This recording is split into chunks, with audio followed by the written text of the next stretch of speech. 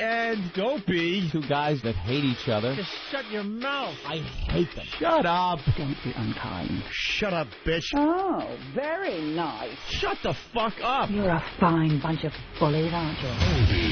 I'm Opie Anthony. I could give a fuck. I'm Jim Norton, and I'm on the radio. Shut up. The Opie and Anthony Show. It's all about fun, fun, fun. I'd love to spit in your face. I will fucking kill you. Shut up, stupid. I'm just a zilch and I know it. Who cares? We're trying to do a fucking radio. I know what we're trying to do. I'm sitting here across from you. I understand that. The Opie and Anthony Show.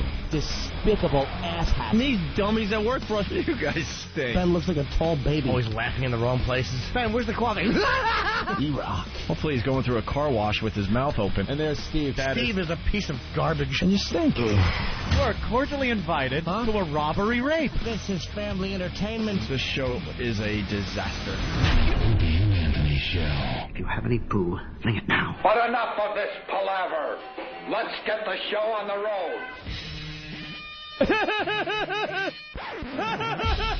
Okay, terrific.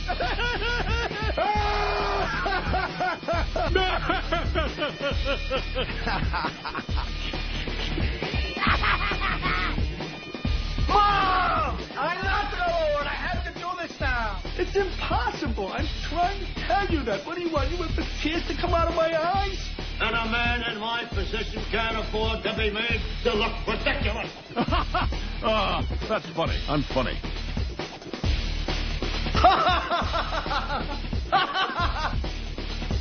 By the way, you know, when you're telling these little stories, here's a good idea. Have a point. It makes it so much more interesting for the listener. Oh, good Lord. You're just a tool. You're just a tool. You're just a tool. You're just a fucking tool. Hi. Welcome to the Opie and Anthony program on this fine Whip 'em Out Wednesday. Oh, it is Wednesday. Do we have the WOW sighting hotline yet? Of course we don't.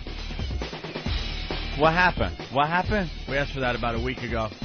We want to make it very easy for the people out there that are getting flashed for having a WOW sticker on their car. Yes. Or a WOW sign on their truck or vehicle. Indeed. And we want this hotline, a WOW sighting hotline. And people could call up with their interesting WOW sightings without babbling on and on when we take a live call. Right. Yeah, that way we can sift through them and get the good ones. Dude, I'm on I-75 and I just saw fun bags. There you go. Yeah. And we would play them and everyone would laugh and laugh and laugh and laugh. Hardy har har. And then we could, like, do the radio show without taking too much time. Going to the hundreds of phone calls every week from people that are seeing boobs all over the highways. There you go. If you need a WOW sticker, it's very simple. Send in a self-addressed stamped envelope to us here in New York City, and we'll send out the WOW stickers immediately. The address, if you got a pen and pencil. Pen and pencil. Pen and pencil doesn't work. Pen and paper does work, or pencil and paper. That would be 111 West 57th Street, New York, New York, 10019, and that address is up on opieandanthony.com. But simple as this, you throw a WOW in your car. There are girls out there that will flash you when they see that. Okay? Right. I just had to check my own headphones. I'm looking at the instant feedback. It says, I was looking at the studio pics Steve put up on Foundry yesterday, and I have a few questions. Did Ant write his name with silver marker on his headphones? Yeah, he thinks I'm crazy because he thinks I wrote Anthony on my headphones so no one else could use them because I'm a germaphobe or something. But I had to look and see. I have my headphones off and look, and yes, it is written on there, but I didn't write it. No, you're not that freaky. See, whoever gave us the new headphones, because we were bitching about our headphones a while back, wrote it because they're petrified of us, is what it is. Right. And they wanted everybody to have their own headphones. That's why, sir. That was Connor from Whackbag. There are pictures and videos of the Afro show that we did yesterday. Yeah. An Afro show is basically when Anthony and I get together with Ron and Fez. Yes, it's Anthony, Fez, Ron, Opie. There you go. It was a Nafro show, people have been saying, or Afron. Oh, yeah. Because now there's an N involved. That's right. You fucked up the whole concept. Afro is fun. Afro works. The N can be how your hair looks. You look like a bunch of N's. That's true. That's right. You messed up our whole afro. thing. What is it called when you do that thing? Thing? Where it's Afro. It's a thing. There's a name for that, where you take the first letter of names and then make it a thing. Oh, right. One of those, come on, stop. I just got a mental block. It's not an acronym. Yeah. It's not, no. An acronym. No, Yeah, oh, an yeah, acronym. and it is okay. Yeah. Anagrams are when you It's have an one word. acrobat. Acronym. It is an acronym. Acronym. All right, so we got pictures and video of the Afro Show and Bob Saget, who was dirty as hell yesterday. Yes, the filthy, potty-mouthed Bob Saget. You know what? I want to make Bob Saget kind of a regular on this program. Yeah. I got so excited listening to the replay yesterday. I'm like, this guy could do radio. He's dirty. He just gets it. He's Funny. quick. Yep. You know, and everyone knows we're pretty much done with Dice. So let's replace him with Bob Saget. Why not? Dice was so 80s, and we stretched it out into the mid to late 90s. Dice has got to get over himself is what he has to do. He thinks we need him. We don't need you, Dice. Trust me on that. Which way? So we'll get Bob Saget involved with the radio program. Yeah. Also, the Drew Boogie Afro remix is now online, the little ditty we played to begin the Afro show yesterday. Mm-hmm. And I'm reading an email from Steve. That's what I'm doing on my BlackBerry. He also says that more girls sending in topless shots with their faces in the pictures. That's key. It really is. It's so much sexier to have the girls with their faces in the picture, isn't it? Yeah. I don't like that decapitated look. Well, Steve is until after you fuck them. Steve is running another website called RateMyWow.com, and girls are sending in topless pictures like crazy. And also, Steve writes, because I guess he's not coming in today. He's got some personal stuff to take care of. Nothing too exciting. But he wrote, I sent Danny two 1940s. Sent Danny two 1940s anti-gay PSAs. Oh, Danny, do we have those yet? those are fun. We'll have fun with that today as We well. love looking back into the 40s. Also, the Assault on the Media winner for the month of July is here to get his prizes. Hey, how's that going, the Assault on the Media? It's going pretty well. Yeah, people assaulting. I've seen a couple of video clips. Pretty funny. Well, people are trying almost every day. The problem is Lion Guy from Alabama. Yeah, was that it was a good Alabama? one. Alabama Mile. He's just kicking ass. Yeah. He was the first entry pretty much for the contest in August, and no one's coming close yet. No one. How do you beat a guy in a lion suit? Right. Yelling Opie and Anthony with a sign. It was great. And, you know, the winner of the contest for the month of August will win a MiFi courtesy of MyRadiostore.com, a day in the studio with us, and other prizes to be named, I guess.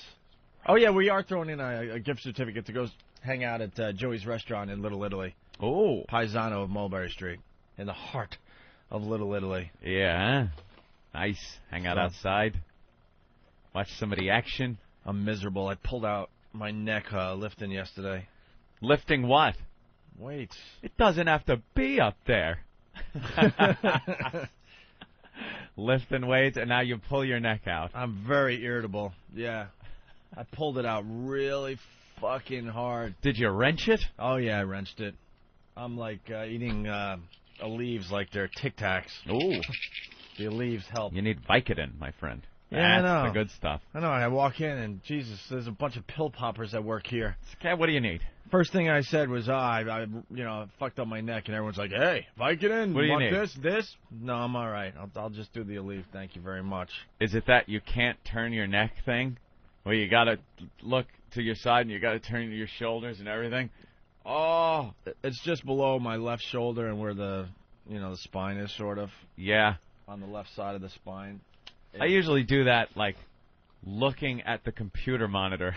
Something really strenuous, like moving the mouse or right-clicking. Well, what happened was when we moved our hotel to a nice hotel when we were out in L.A. Oh, from the shithole we were originally in? Instead of the dump that we were staying in. By the refinery? You know, the suite we were supposed to have. Yeah. Not that we're complaining, because how many people can relate to our stupid complaining? We're just bitch divas, aren't we? Well, I think you're right. But when someone tells you you're going to have a suite, I assume we're going to have a suite. Sweet. You know? Yeah. Did you have a bottle of water in your suite? I didn't. I had a bottle of water and some candy bars. Ooh. And instead of a suite, I had a balcony that they freshly painted, so I couldn't use that. And the whole idea of this place was that it overlooked the ocean. Right. I had a phone that didn't work, and I had a shower where the water wouldn't drain. So as I'm taking a shower, you had to hurry up because for some reason the water was flowing out of the shower head and the faucet at the same time. Just leaking. Oh, so you were on a time limit, man, because the tub was filling up really fast. I've never seen so much water coming from one tub in my life. Just flying out of everything. Oh yes, and it's the not soap dish. It's not draining, so you're kind of knee deep in your own scum trying to shower up. Yeah, that's great. You got like scum ring around your ankles. So yeah, it was a shitty hotel. Yeah. Because someone's wondering about that, and so we moved to a nice hotel on Sunset out there in L.A. And I guess it was Saturday morning. I went to the bathroom. I think we were dehydrated from doing the X Games. That's how you pull a lot of your muscles, you know. Because they're not lubed up. There's not enough water in your muscles. So I think being in the hot sun and not drinking much water and stuff, we all were a little dehydrated. Yeah. So Saturday morning, all it took was reaching for a toothbrush. That's it. how you wrenched your neck? Yeah, I didn't even like jump out of bed weird or anything. I was just reaching for a toothbrush. That's awful. And I pulled it slightly. And then yesterday it went all the way. Eric's never had that problem. Nothing. Oh. What was the problem? Oh. It's actually really good. You'll have to listen to the replay. No, I might be busy. Opie pulled his neck, reaching for a toothbrush. Yeah, I didn't want to have to repeat it, but I hate when Jimmy thinks I bombed. No, I knew you didn't. Because I saw the look on your face. It was like, laugh should be a-coming. And I knew I was reading this on. Laugh should be a-coming. Round the bend. That was a good one. This just in from Ben Sparks. The WoW line has been ordered, so we'll have that up and running hopefully in the very near future. If Ben says it, it's got to be true. Where if you get wowed on the highway, you could call up the WoW hotline, the WoW sighting line, whatever we call it, and announce that you just saw fun bags. All yes, right. According to Jim Norton, you guys are fancy people. We certainly are. So I'm a bit irritable because of the neck thing, and then because of something that happened yesterday that, quite frankly, I don't understand on any level, and I will personally be getting to the bottom of it with Mr. Eric Logan. Uh-oh. Who is flying, I believe, to Toronto today. What's going on in Toronto? Is this the big XM Canada meeting or something? I don't know what he's doing in Toronto, but he was giving me location checks at 5:20 in the morning. Was he? He's text messaging me as I'm having my morning coffee. Did you? He was ranting and raving on how great the show was yesterday. It really was a good show. I listened to the replay. It was very good. He wants to know if we're still on for tomorrow. I forgot to tell you, Anthony. I think he wants to do lunch or dinner tomorrow. You guys have a great time. I will be home by noon. Oh, spoke to Elo. This is a note from Ben Sparks. Spoke to Elo. He is upset about what happened, and we'll get to bottom of it. I adore Elo. We love Elo. Who doesn't? And I can't wait for him to start firing the dead weight at XM Satellite Radio. Oh, my goodness. And there's a lot of dead weight. Get out his axe. Dude, I had a bad show yesterday. I was tired. You are first on the list, little Jimmy Norton. That's right. Mr. Marshall. That's right. All right, who is this fucking Jothan asshole? Jesus, who? I'm going after everybody today. Who is I that? could give you an answer, but I don't even know what you just said. No, it's not Jonathan. It's Jothan. This fucking guy. Should we attack this guy? Who is he? I just got a BlackBerry, right? Computer. Who is this? What happened, Eric? Because that's what's been happening with me. We can't get into Foundry or anything here. It's not letting us do anything. This motherfucker... Did he hack something? I don't know if he's hacking, but maybe we could get to the bottom of this. Hey, you gotta give him something. That's pretty cool. No. Don't you wish you could do shit like that? I don't even know what his website is. But basically, I got a BlackBerry, right, so I can check out some of the websites. Yeah. You know, the scumbags at Whackbag and our website, OpieAnthony.com and FoundYourMusic.com. I fucking hate the message boards. They're a bunch of assholes. Yes, they are. They're not getting any of my support. They do tend to have some real morons aboard. to the douchebags on Whackbag, use your fucking brains. That's Obviously, a little rough. She was in the middle of talking and cursing out a photographer and didn't want her picture taken. That's all it is, you fucking assholes. Yeah. I didn't read it. You got some support on there. A couple of people chimed in and said, But I don't. Said what was the I don't deal was. care, but use your fucking brain and stop trying to make more of something than it is. A bunch of guys on Whackbag trying to claim that Lindsay's not hot. It's like, are you fucking insane? Obviously, they are flaming homosexual. That shouldn't even make you mad, though. It's like such a...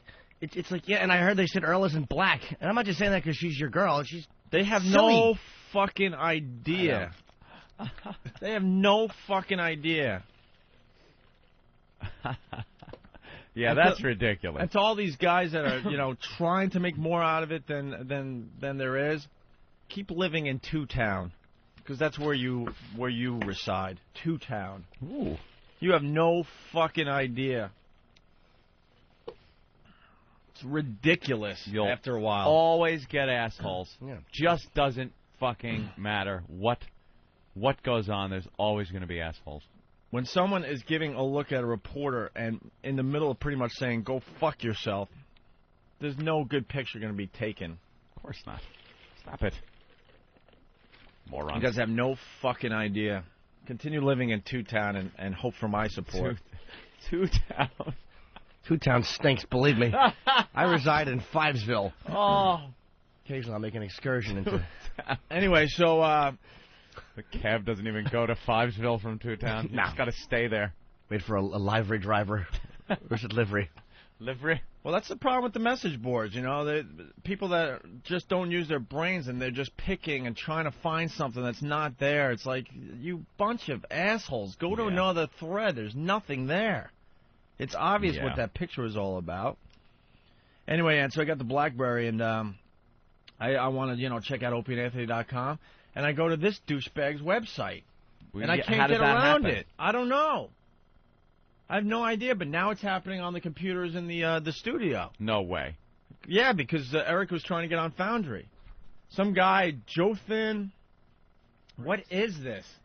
Like, if you pop in foundrymusic.com on this computer in the studio, you go to this Jothan website. I don't even know what the website is. Well, Ant got there on his computer, so obviously he didn't mess with Foundry. I just got there. See? Foundrymusic.com, my friend. Did you try to go through? It's on the corporate system, not on the independent systems. Yeah, it's on the corporate systems, right? So I don't know what that's about. Someone's got to, look into it. I'm independent. Because I want to fucking strangle this fucking guy. Yep. And your BlackBerry's a corporate system? I guess. So I can't get on opieanthony.com because that URL goes right to this and what's his site website. about? I don't know. Is it no in one English? can figure it out. Just a douche. So anyway, all right, so spoke to Elo. He is upset about what happened, and we'll get to bottom of it. This is what happened yesterday. It just amazes me. And there's a bunch of people at XM that are sick of us bitching, but, when it's justified, sorry, it has to be spoken about. So I'm at lunch yesterday with my lovely girlfriend that some people think is not lovely. Fucking ass wipes. And I get a call from Don Wicklin, right, who runs 202. Wiki! And he goes, dude, I was just at the Christmas in August thing that XM is throwing, and you got to see all the new, hardware that's coming out in the fall and in time for Christmas. We went last year. Yeah, we went last year. So you get to see all the cool shit that's coming out. And I got to be honest, this stuff is amazing. Absolutely amazing. I have no problem with that. It's obvious that we're way ahead of Sirius. Way ahead, okay? So I go, Don, really? Where is that happening? He goes, at our new Lincoln Center facility. We are 3 blocks from our new Lincoln Center facility. Yes, we are. See, XM has 2 different studios in New York. We have our own here on 57th Street. Mm-hmm. What's this? This just in from Ben. Another urgent communique. I just found out about yesterday in the event. This is totally unacceptable how Opie was treated. Unacceptable? And that's not me reading it wrong. I want to know who and what was said. I will be there tonight and we'll discuss. I will have conversations while I'm in Toronto. That's why I love Eric Logan. He is the go-to guy. I'll tell you right now, if Eric Logan wasn't hired, you know, we would be so fucked. We would be so fucked. Yeah. Anyway, so I go, really, you know, Christmas in August, 3 blocks away from where we broadcast. We broadcast at 57th Street between 6th and 7th, and they're like literally a couple blocks over, not even, right? Yes. I go, well, why weren't we invited, or why didn't anyone tell us about this? Turns out half of Washington was up yesterday, and we didn't know about it. Yeah. We're supposedly one of the big things happening on XM right now, and no one even tells us this is going on. You know, I have no problem. Anthony likes to go home right away, but maybe even Anthony would have wanted to check out the technology. You're into the technology stuff. Certainly. And, you know, maybe we could help, shake some hands, say hi, check out the new equipment so we could come on the air today and talk about it. You and right? I walk by Lincoln Center on the way home. Yeah, I know. Every day. So I go walking over there, and a lot of people really surprised to see me there for some reason. Like, oh, almost like, what are you doing here? And I want to say, I work for the fucking company, assholes. So I get my press credentials, and I check out all the fine equipment, which is absolutely amazing. You're going to love the stuff that is coming out. And most of the people that work in Washington on a full-time basis could be bothered, could care less that I'm there. Barely acknowledging me. I mean barely. Mm-hmm. Barely, barely, barely. Absolutely no representation whatsoever that we even work for the company in this big room. None. You know how they had the huge, like, cutouts last year of our faces? Oh, boy. Yes, I do remember that. Well, they had, like, one for Ars Confidential, and I think one for Al Franken, and one for this person in Major League Baseball. Not even a clue that we work for the company. Not even represented in this room. Well, you're not even on the front page of the website, I don't think, anymore. Someone emailed me. Huh? Not even on the XM radio, XM.com. Not even a clue. And it's like, I see what they're doing. It's like a highbrow event, and they don't want our names associated with it. They're selectively marketing things from the platform. Which just shows that you don't really know how to market, in my opinion. Yeah. If you were really good at marketing, you would be able to, you know, make it all make sense. Ars Confidential, Major League Baseball, Air America, Opie and Anthony, Bob Edwards. You'd be able to somehow market it in such a way where it makes sense for everyone and makes your company look very respectable. Is it true that the marketing guy just looked at you from across the room, waved, and went, "Good luck, bro"? I think I got a hey from him. A hey? I got a hey, and no joke, a hey. That was it. Hey. Granted, very busy guy because, you know, he was running the show, but that's all I got was a hey. Hey, what's up? Hey. Oh, that whole thing was, he was running that whole thing? Cool. He's good at what he does. So then, I love right guard sports. Me too. So then, I hear that this is where I'm just amazed, and Eric Logan will get to the bottom of this. Yes, he will. There was a top secret room. A top secret room, people. It was Christmas in August, thrown by XM. We weren't invited. That's pretty That wacky. was very obvious. We weren't invited. No one asked us to go, even though they were all up from Washington. And then they have this top secret room with a few gadgets. Gadgets, like the new technology that's not even out yet. Right, exactly. Secret. Prototypes, what have you, I don't know.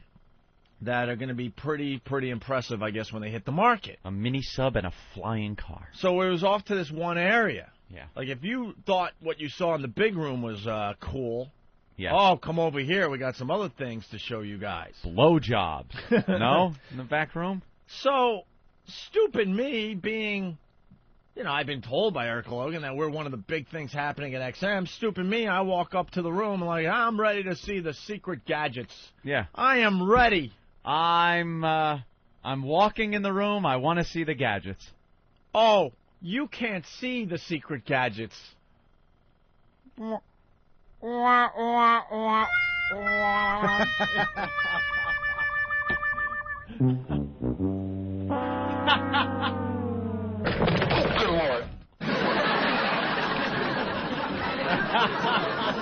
That's what happened. And a man in my position can't afford to be made to look ridiculous. Oh, and I looked ridiculous. Right. I looked ridiculous because Yes. there was a bunch of people that are getting ready to go into the secret room. I guess they needed the people that were going into the secret room to sign some paperwork to Which basically is fine. to basically say that you won't talk about it Yeah. for your publication because I think the press was invited there. So, you know, you can't talk about it until a certain date or all hell will break So loose. the blabbermouth press is allowed to go into the secret room. So Stephanie, who works in marketing, Do I know her? because I back it up with names, people, I don't know her. Yeah. and Ann, what's her name? Ann Taylor. Ann Taylor and Stephanie, who thinks she has all this power at XM. You're a dead weight. You stink and you know it. Stephanie tells me I can't go into the secret room to see the secret gadgets. And what did you say? And then I'm like, Stephanie, you're a nobody in my life, so I will go to Ann Taylor. And I go, Ann, I want to go see the secret gadgets. You're not allowed to see the secret gadgets. Well, who told you I'm not allowed to see the secret gadgets? Who said? I didn't get a name. Why didn't you get a name?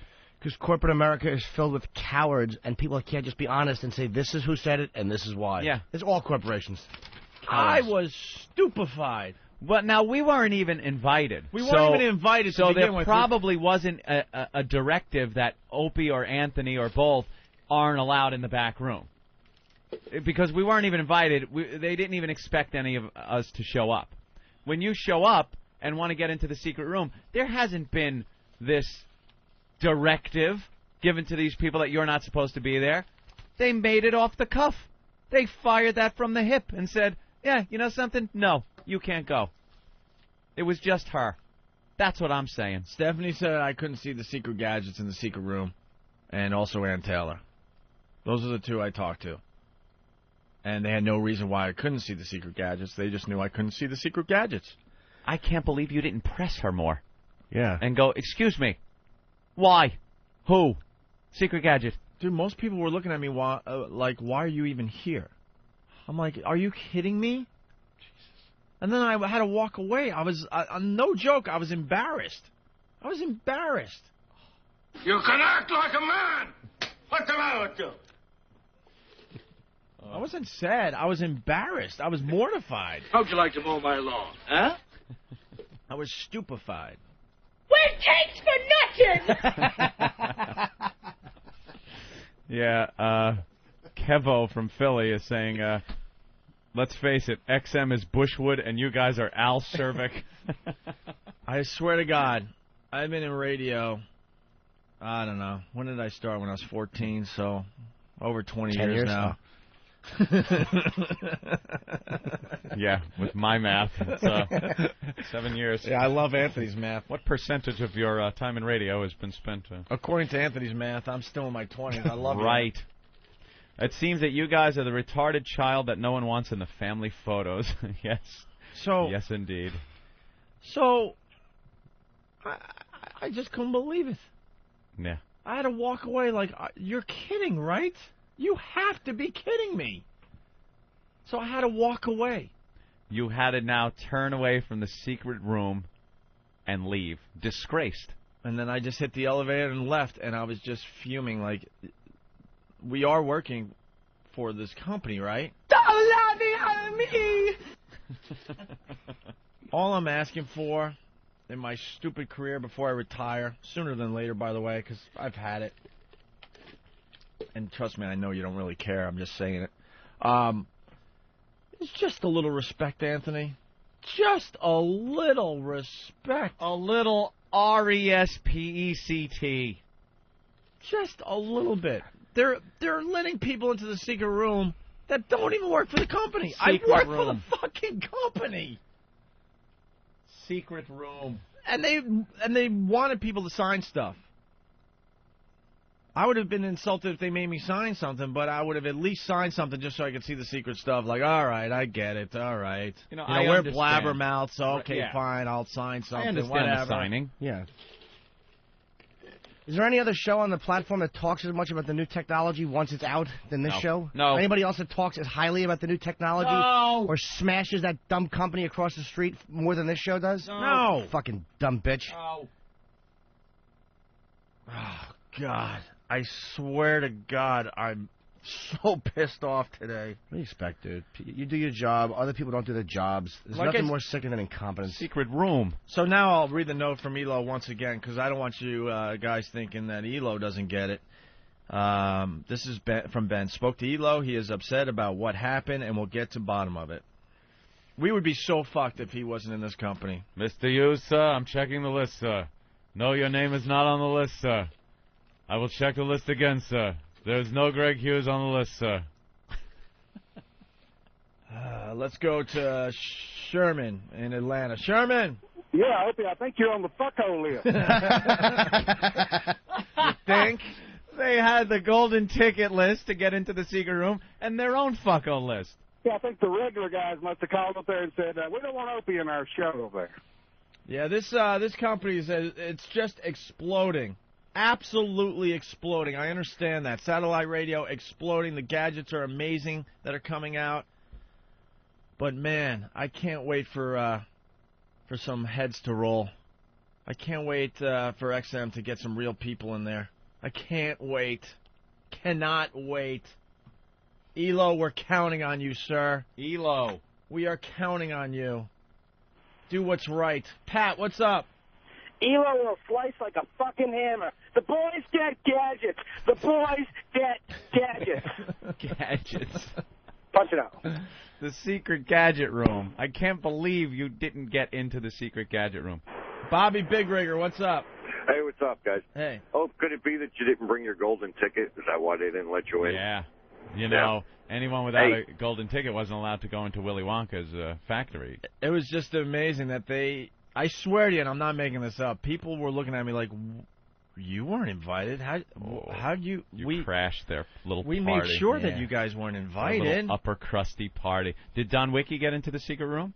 Well, he was there prior. That's why he called me to say, you have to go over there because the gadgets are amazing. Oh, so he did get into the secret room. Oh, I don't know. I don't know if he got into the actual secret room. I'm sure he did. He said the gadgets are amazing. Well, in the big room, they had the gadgets that are pretty much going to be out on the market or are on the market right now. Mm-hmm. You know, the Tau and the Panasonic handheld. And, yeah. And they got this thing for the MiFi where you dock it and it has its speakers right there, kind of like what the iPod was doing. Uh-huh. Where you pop your iPod in and it has, speakers. Yeah. And so you don't have to plug it into a stereo when you're at home. That's handy. Definitely. But it just amazes me that we were not invited. It's not amazing. We were not invited. It's typical, and people don't like when they're called out when they don't do their jobs. And that's anywhere. Nobody likes being called out when they're not doing their jobs. You know what happens if we come on the air and don't do our jobs? We get fired. Sometimes even when we do them. Yes. The show is canned. Do them well. But if you're not doing your job, you're going to be called out. Why is it a problem for people? I want to know why we weren't invited. I need an answer. I need an answer. When Stephanie prevented me from going into the secret room, she had to be corrected. Bob in North Carolina. Go ahead, Bob. Hey, boys. Hey, Hi. I was wondering if you heard the the Incredible Hulk walking away music as you had to leave. Dude, were they playing that for you? Dude, we've all been in that situation. I didn't know what to say at that point, and they kind of started looking down, and now I had to turn and walk away all awkwardly and make believe it was cool. Like, I guess I'll go get a shrimp because they had food there. Oh, I'm hungry anyway. I'll go. Oh, that's all right. I didn't want to be in the secret room. Nah, it's whoa, hey, look at the time. I got to go to the gym and pull out my neck. Nah, that's cool. You were alone, right? Nah, I was with Lindsay. Oh, no, in front of your chick, you get scorned. Ooh. That's okay. I don't feel like I just started radio again. I don't feel like I'm doing overnights in god-awful Buffalo for $12,000 a year. Don't worry about it. I guess I'll see the secret gadgets when they hit the market in a year. when they're not secret anymore, when they're just gadgets. Don't worry, I'll see him at Best Buy in 3 or 4 months. Jesus. Look, they typed the directive. Opie can't go into the room. Mike Hunt is saying that they were afraid Opie would smash all the new gadgets. Just picking them up and throwing them on the floor. Thank you, Mike Hunt. Always funny. I actually laughed when you said Mike Hunt said it. 37. I still chuckle at that dumb name. Well, I demand now. I demand a private showing of what was in the secret room. I want Elo to guide us through our own little secret room. Wearing something comfortable. Yes. Something he wears at home. Maybe sweatpants. Sweatpants. Some kind of an awful shirt with a college on it that he never attended. I am going to be watching very closely how certain people are doing their jobs in Washington. Uh-oh. And I will call you out every fucking time. You know how we complained about the equipment at one point? Things weren't working, and then they fixed it. Everything is good now. I saw Tony. I said, Tony, the studio you built for us with the help of the boys, Ed Schwartz and everybody, and Don Wicklund helped out, you know, getting the bugs out. I said, it's amazing. We're so happy. Thank you. He was one of the guys that actually talked to me. It's like, thanks. We're really, really happy at the facility you guys, you know, built for us. So. And I don't know why they resent you at Lincoln Center. If it wasn't for the belly aching of this show, that Lincoln Center thing probably wouldn't have been opened. Yeah, true. There was a bunch of kvetching. Bunch of complaining on our part. And now they have a nice new center. You're welcome. Don't you go into that secret room, Opie. You stay out of that room. You like gadgets, Doc? Why can't I go in? Stephanie says I'm not supposed to.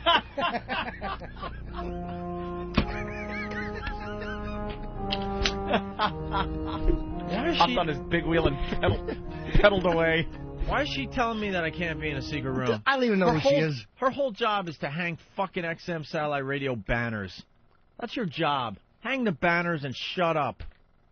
And she was telling you couldn't go into the secret room. Right. I don't know her. Were there with no explanation? No, go talk to Chance or somebody and see what we can work out. Nothing. Not because you're on air. I was standing there like, what? And I had to walk away all embarrassed. Oh, boy. That is embarrassing. And you know what's awful? Like, when something like this happens, if you want... Like, this is why I love Richard Huff. He came on the phone. Everything was worked out. People will never just address it honestly. They wouldn't come on. And no one's going to scream at you on the show. Nobody would ever go on the phone and go, look, this is what happened, and this is why that happened. Yeah. Never. All right, well... Someone's wondering, were there any other personalities there? I saw Lou Brutus. Secret room? No. I don't know who was in the secret room. Because you weren't in. How do you know who's in the secret room if you're not in the secret room? They had guards there. It was black curtains, all sorts of stuff. Well, you couldn't even peek in the secret room to maybe get a glimpse. You should have run in. Because they had a fake black wall right at the door, so you had to go in and go through kind of a maze to get to the gadgets. How funny would that have been? Opie arrested for running into the secret room to look at the gadgets. If you just bolted in, just run, full bore. And then you have to hear from people in Washington are starting to get really sick of you guys trashing the company. We don't trash the company. No. I had 4 or 5 people come by my desk today and said that you guys were awfully negative today on this show. Shut up. Shut up. Shut up. That is a perfect example why. Exactly. I'd like to know who talks like that at XM. My impressions are not accurate. Wasn't bad. I didn't realize that Peter Lorre was an employee. I just changed the voice so it sounds like someone else is talking. That's how I do it. Someone said you're negative. Negative. See, I was sitting at my desk.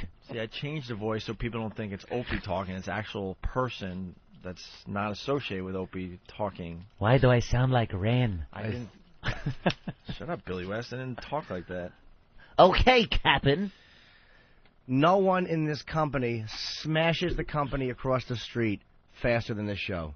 Nobody. with more effectiveness. Other than your technology department, which has done a nice job of that.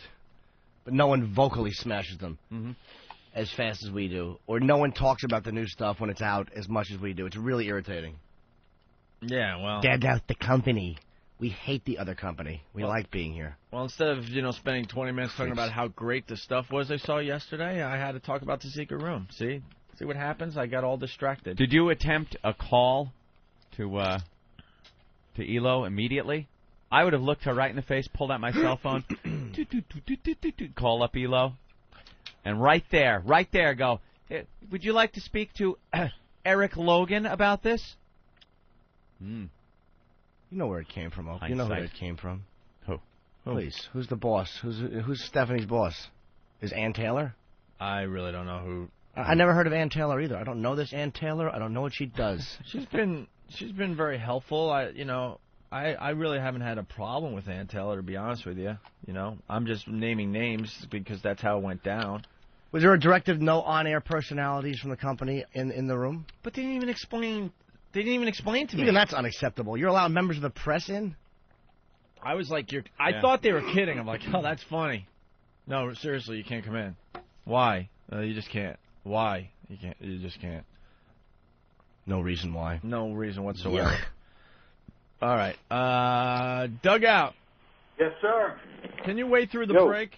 I'm sorry. I had you on speakerphone. I have to get dressed in the morning sometimes. Can you wait through the break? I can wait through the break. All right. Dugout Doug, one of the generals of the ONA Army, reporting in. We'll talk to him next, okay? Yes, sir. All right. Thank you, Dugout Doug. It's Whip 'em Out Wednesday on the Opie Anthony program. Like sands through the hourglass, so is the O&A virus. How can I honestly say anybody rips me off? I mean, when I hear the same exact bits done, that's how I say it. I mean, what about WOW? That's totally their idea. Oh, there you go. Okay. There's something new. Well, and then... There's something new. You know what? I used to do that in Washington, D.C. Tell them, Fred. I used to have people tie bandanas around their cars so that women would take their clothes off in the cars. Dude, get with it. All right, well, I mean... Give me an original idea. Well, Come on. I mean, I know. I used to have my listeners tie a bandana around their car. I mean, I've done it all. What about going off on... I totally know that's you. All right, okay, whatever. I got to go. Please, I don't really want to get into a discussion like this. So delusional. That is really funny. See, Someone found the clip. Yeah, that's something we couldn't play on the old show because of the gag order that he placed on us. How do you tie a bandana around your car? That's a great one. That's a big bandana. What's the matter? My car has cancer. People throwing frisbees to their cars, jump and grab it. Just showing your age, man. You can't even tie bandanas to antennas anymore. It's all hippied out. You honk the horn, it's like beep, beep. Dude. Honk, dude. He's so delusional. Oh, man. Just admit it. WOW is such an original idea. I invented everything. I've done it all. He even said, I've done it all. Wow. Even the stuff that's going to be invented, I did already. There's no original I went into ideas. a time machine. Everyone I already did it. Killed himself. Right. I've done it all. I was the first one to do anything. Marconi ripped me off, Robin. Remember the what was that thing called? Dot, dash, dot, Morse code. It was Howard code earlier. The guy ripped me off. I invented SOS. Robin. What a complete jackass. He's the guy. Wow. Wow. He invented WOW. And it had nothing to do with Whip 'em Out Wednesday or WOW. It was tying a bandana around your car. Thank you, Howard. And what were we supposed to do if you saw... I don't know. He didn't really explain it very well. Of course he's not going to explain. If someone had a bandana tied around their car somehow, girls would get naked in the car? Was that what... It wasn't even flash. Yeah, girls would get naked. They're driving, taking their clothes off, crashing into abutments, Robin. I invented traffic accidents. A bandana around an antenna. That reminds me of something else I've heard. It's called the fucking flag. That's not exactly somebody's fucking invention. I invented that, Robin. They say Betsy Ross did that. I sewed the stars on. Ooh, it was all me. I don't care. I don't care. I honestly don't care. I don't care. I invented the bandana. It was me. Opie and Anthony. The virus is spreading. Even told me we are all on drugs, yeah. Never getting enough. We are all on drugs,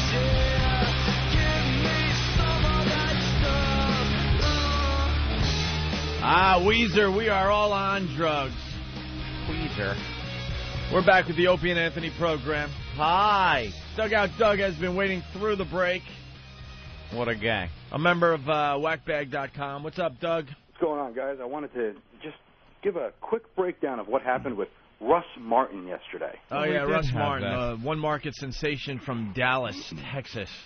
Wow. Another ass on the fucko list. Another ass who is not honest, who lies through his teeth. Basically said that we have 8,000 to 9,000 subscribers. Yeah. I don't know. And he bragged that he has 500,000 listeners. I don't know how else to put this. I listened for a good hour yesterday, and by the way, when Howard talks about clones and stuff, Russ Martin is a perfect example. Yeah. They imitate, Howard's voice to a T. Go ahead, Doug. You're supposed to comment there, but go ahead. A good hour I listened. No, this guy, oh my God. I listened for an hour and had no idea what he was talking about. Awful. No fucking clue what he was talking about. He was talking about popping pills. He was doing this clever little thing where he was turning the mic off and then they would turn it back on and they were laughing. Because he's, so extreme for FM radio. He's got to mute himself, and him and his crew of, I think he has 35 people in there. It was just so bad. He didn't take many calls. I got a call from Boston Strangler while I was on the way home from work yesterday. He was talking. He actually was screening his own calls. He knew we were coming. He asked if he would take on the pests. He said they wouldn't give us any free advertisement, so they didn't take many calls yesterday. But I know a couple of us did get through, but you know how excited we get for this. I fell asleep an hour and 20 minutes into that show. I was on my couch listening to it. It was that fucking horrible. You guys were a huge success, right? You shut down a show yesterday. Yeah, oh, definitely. We definitely took over the phone lines again and crashed the message board before your show was over yesterday. But, oh, my God, this guy was fucking horrible. This was, God's honest truth, I wanted to hear Moira pop in and start giving comments. She would have been interesting compared to this show. He's another guy. Bad. He's another guy that wants to be on satellite radio, but he just doesn't have the talent to make it to satellite radio. He's a one-market sensation, and he'll continue doing well in Dallas. Congratulations. Russ Martin? Yeah. I was making Pop-Tarts while I was listening yesterday, and I found myself more interested in the microwave humming. The reality is, because we do try to be as honest as possible on this show, the guy does very well in Dallas. I'm not going to, sit here and make believe that he stinks in Dallas. For some reason, they're eating up his show in Dallas, but that's it. He's a one-market sensation. I can't see it for the life of me. It was just the show started with all inside talk. He didn't even start off a show. He started talking inside talk about popping pills illegally, went into the news, and then talked for 45 minutes about I have no idea what. I heard he wasn't even there yesterday. He was actually in the secret room looking at the gadgets. Well, you guys had a great show yesterday, man. I know you guys didn't have a lot of time yesterday with Bob Saget coming in and stuff, but the Afro show was just absolutely incredible. And Drew Boogie with that remix of the theme, I mean, just goosebumps listening to that. That was absolutely incredible. Yeah, that was very cool. Are you guys attacking Russ Martin again today? Yeah, we're going to try. All right. He was so brave talking about satellite radio and how we had only 8,000 to 9,000 subscribers or listeners, and he was bragging about his 500,000. If he's a true good radio host, couldn't he just go with the whole thing? No, he wouldn't. And make something out of it? Of course not. He wouldn't even take it. He had absolutely no interest in taking it because a couple of us like to try to sneak around. I know a few of us got through, but a couple of us like to drive head on and just say who we are and what we want to do, and he had no interest in doing it. He did that old gag where he was at a break and he was pretending to take calls because he knew we were coming so he could, tell us, haha, you weren't even on the air, and hang up on us. And, yeah. Nah, he's just a fucking pussy and just no talent and just... You guys definitely got under his skin. Oh. I'm thinking if he doesn't acknowledge the pest today, that we just take over the entire radio station. we start calling all the sales lines and the secretaries, the business lines. Yeah, why not? Other shows. Just not Pugs and Kelly. Don't hassle them. They're great, man. Pugs and Kelly are friends. Oh, take on all of XM because of what happened yesterday. No, oh yeah, no kidding. We have our own problems. I know that. All right, Doug. Guys, take it easy. How's the top secret mission going? The top secret mission, as a matter of fact, the 2 top secret missions. Yep. One of them is still under wraps. Ooh, okay. The first one was just released this week. Okay. And we're drumming up people, and we're determining a location for that one. Okay, very good. So we're moving, and we're actually looking more towards possibly doing it during a holiday parade for maximum exposure. Operation Mayhem? Operation Mayhem. Dugout Doug with a top secret mission. All right, Doug. Those of you that are in the know, go to the top secret website. If not, we will be filtering hints through the message boards. All right, thank you, Doug. All right, guys. I love the... Bye, Doug. We don't even know the URLs for the top secret message board. Come into the war secret. room. Where is it? Yeah, there's secret rooms that we're not allowed in. Yeah, Again. we're not even allowed in our own secret rooms. In those. It's blatant abuse of power is what this is. Yeah. Because now there's not just, like, missions going on. There are now covert missions. Mm-hmm. There's secret things going on that other people don't know about. It's just horrible. I know what the secret mission is. You don't have to fight anymore. Oh, you I do? already found out. You know? Yeah. They're planning a big... I don't care. They're planning a surprise party for me. They're not planning a surprise party. Oh, my God. What is it, the 10th of August? Over. Jimmy. It's not your birthday. Keep doing what you're doing. Doug's probably in charge of getting the cake, and he's got the other guys getting the candles, and maybe the pony and the little... Whoa, what a surprise! Boy, are you going to be disappointed. Why? I want my birthday party. It's just about, what is it, a month now since your birthday? You're going to run through a room, and there's just going to be this. You're going to be hello, guys, and wanting. I got a package today for my birthday. My friend Dr. Steve sent me a nice birthday package. It's not your birthday. Certainly is. Thank you, Eric. Hawk supportive. Rest of you are birthday blockers. All right, Anthony. Golden ticket hopefuls. Yeah. It has begun. Yes, people very excited about the golden tickets. We gave out our first golden ticket to our pals Ron and Fez. We have probably 4 more. They're starting next month? Yeah, September 12th they debut on 202. Mm-hmm. And we want to save maybe 4 more shows from commercial radio. And then the rest of them will just rot. On the fucko list. On the fucko list. Ooh. So, people are sending in their shows like crazy. Ah, very good. Trying to get our attention. Golden ticket hopefuls. We need another category, by the way. Yeah? We need, like, potential, the fuckos, and then in the middle. So we have, like, golden ticket, like, potentials, the ones that are pretty good. Right.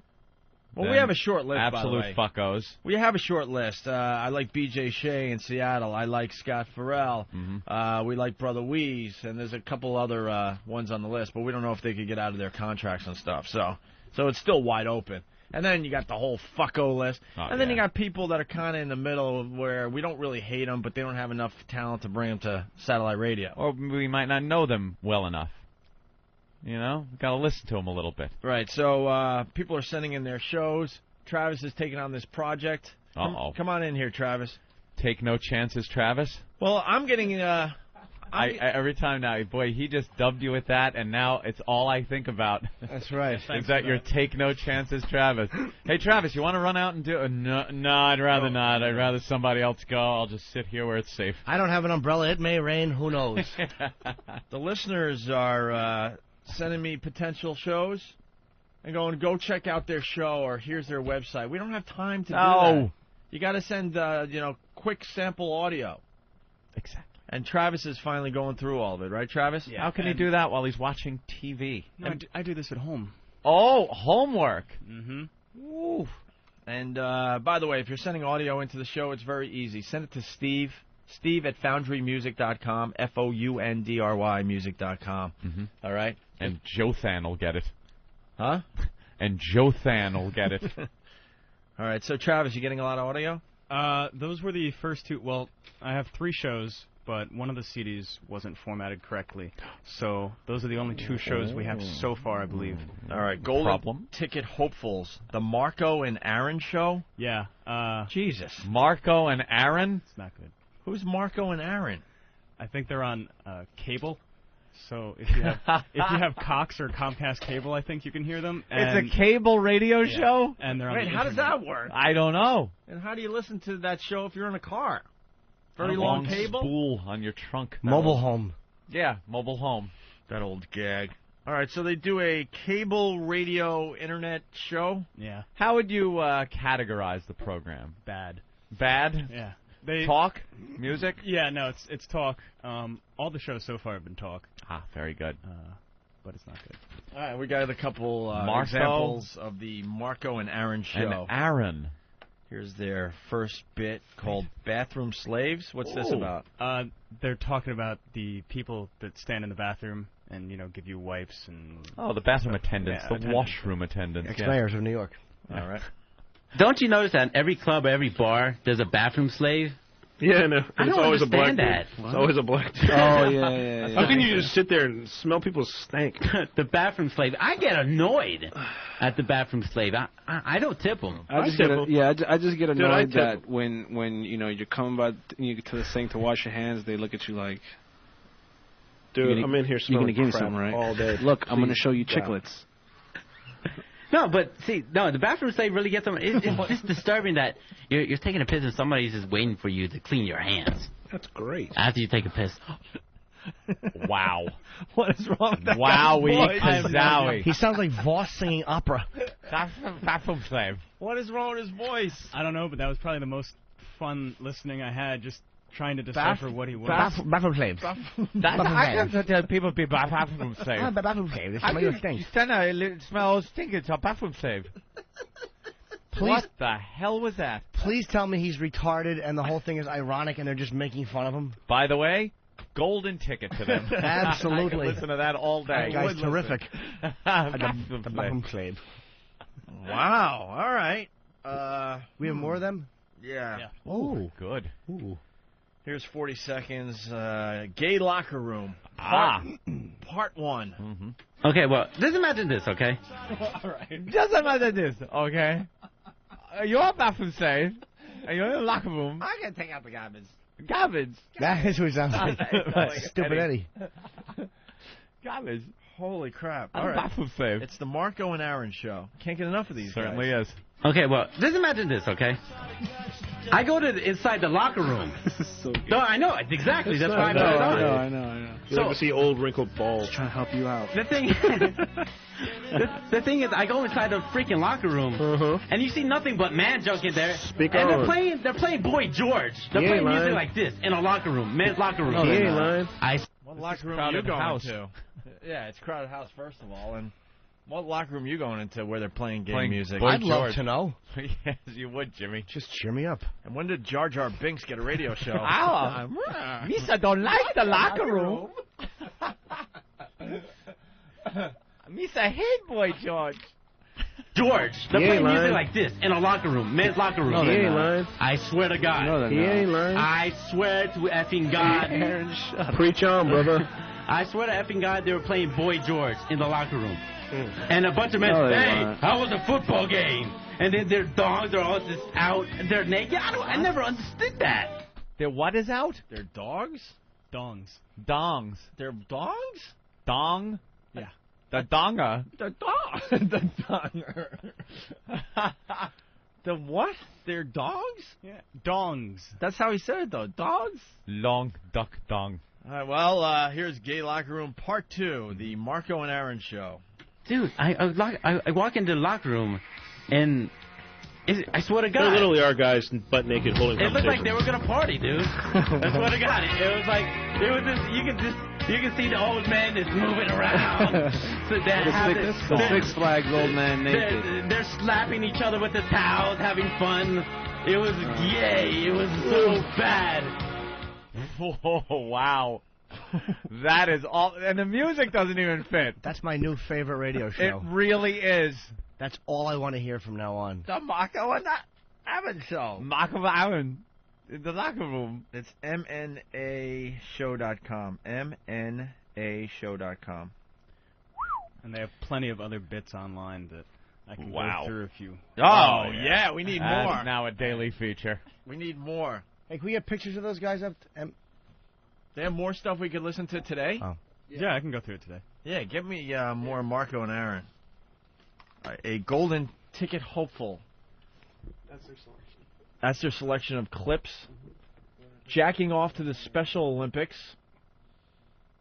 Crimes that races do. Damn honkies. Vietnamese man calls. Yeah, get us more of the Marco and Aaron show. Who's the one with the wacky voice, Marco or Aaron? I don't know. I'm going to assume it's Marco. Polo. It just sounds like a Marco. Marco Polio. Polio. That was the gag. Oh, that's classic. Let's go to Ron in Jersey. Ron, go ahead. Hey, I'm wondering what bit they're going to do next. Are they going to do knock-knock jokes? Knock, knock. Who's there? Olive. Olive. Punch it out. Oh, it's Jar Jar Binks doing radio. John in Rockland, what's up? John. Hey. Oh, Sean. Yeah, what's up? Oh, sorry, You Sean. got to compare that audio to the Terrence and Phillip audio from South Park. Sounds identical. All right. Thank you, sir. It does sound very similar. So that's Marco and Aaron, a golden ticket hopeful. And now we're going to listen to the Nick and George show. Yeah, I have no idea where these guys are from. Nick and George. Yeah. It sounds like it's either a podcast or just internet. Yeah. Because there's nothing online that I could find, and they didn't send any information. No websites. You Googled them and found nothing, and that's great. That's where you want to be. I give these guys a lot under of, the radar. I give these guys a lot of credit. They're sending their stuff in, though. Yeah. You never know, right? You never know. Maybe we do a goof hour and give all these guys, airtime. Here's some audio from the Nick and George show talking about a hairy ass. Well, everyone complained because apparently everyone thinks I have a hairy ass now, which I do. It don't make you a bad person. It doesn't make me a bad person. You have a hairy ass. He has a hairy leather Cheerio. You better believe it. His balloon knot is... It's like a jungle out there. they have... Welcome to the jungle! Ooh, okay. I was trying to have a laugh. Hold on. I've been hanging out with Anthony for, I think we're up to 10 years. Yeah. Jimmy, at least 3 or 4 now. We haven't seen each other's hairy asses. I feel... It's time. Ants is hairier. Yours has more of a wispy tinge. Little blondish red hairs tickling the bag. Oh, stop! Makes for a medley of sweat and laughs. Shut up! Shut the fuck up! Oh. What? Oh, God. Gag. Can you rewind like 5 seconds where he sings "Welcome to the Jungle"? That's like an improv that I kind of Yeah, liked. it was really good. All right. That is cringe-worthy. What's good with an improv is if somebody mentions something and you sing a song that has that word in it. Right. It's like a jungle out there. they have... Welcome to the jungle! But, no, because I had during the show, my shirt was off and I had the hair on the base of my spine. So people came up to me after the show and just went, wow, you must have a tremendously hairy ass. I was like, wow, thank you, I'm glad you enjoyed it. It was just your mom that said that, though. And... yeah! Georgie, your ass must be really hairy. George, let me shave that, Georgie. Oh, God. Georgie, come over here. George, get over here, let me shake your ass. You're going to embarrass yourself.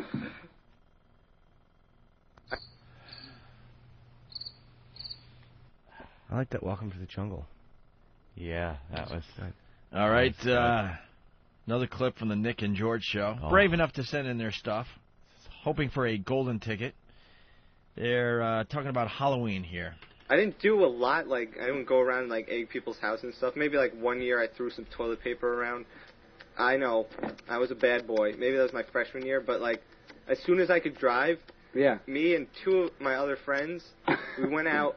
God. We each had cars. Right. Okay. Okay. So we went around and we grabbed pumpkins from people's... Nick. We kind of stole, but not really. Okay. So we grabbed... And then we'd meet back at one spot. You hear that guy go, right? We Nick? drop off these pumpkins.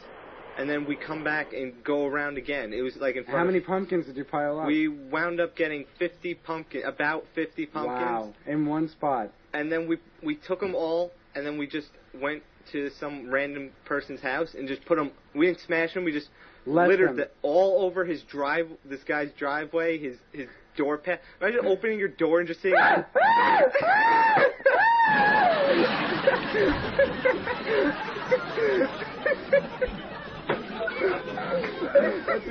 That's what I imagine.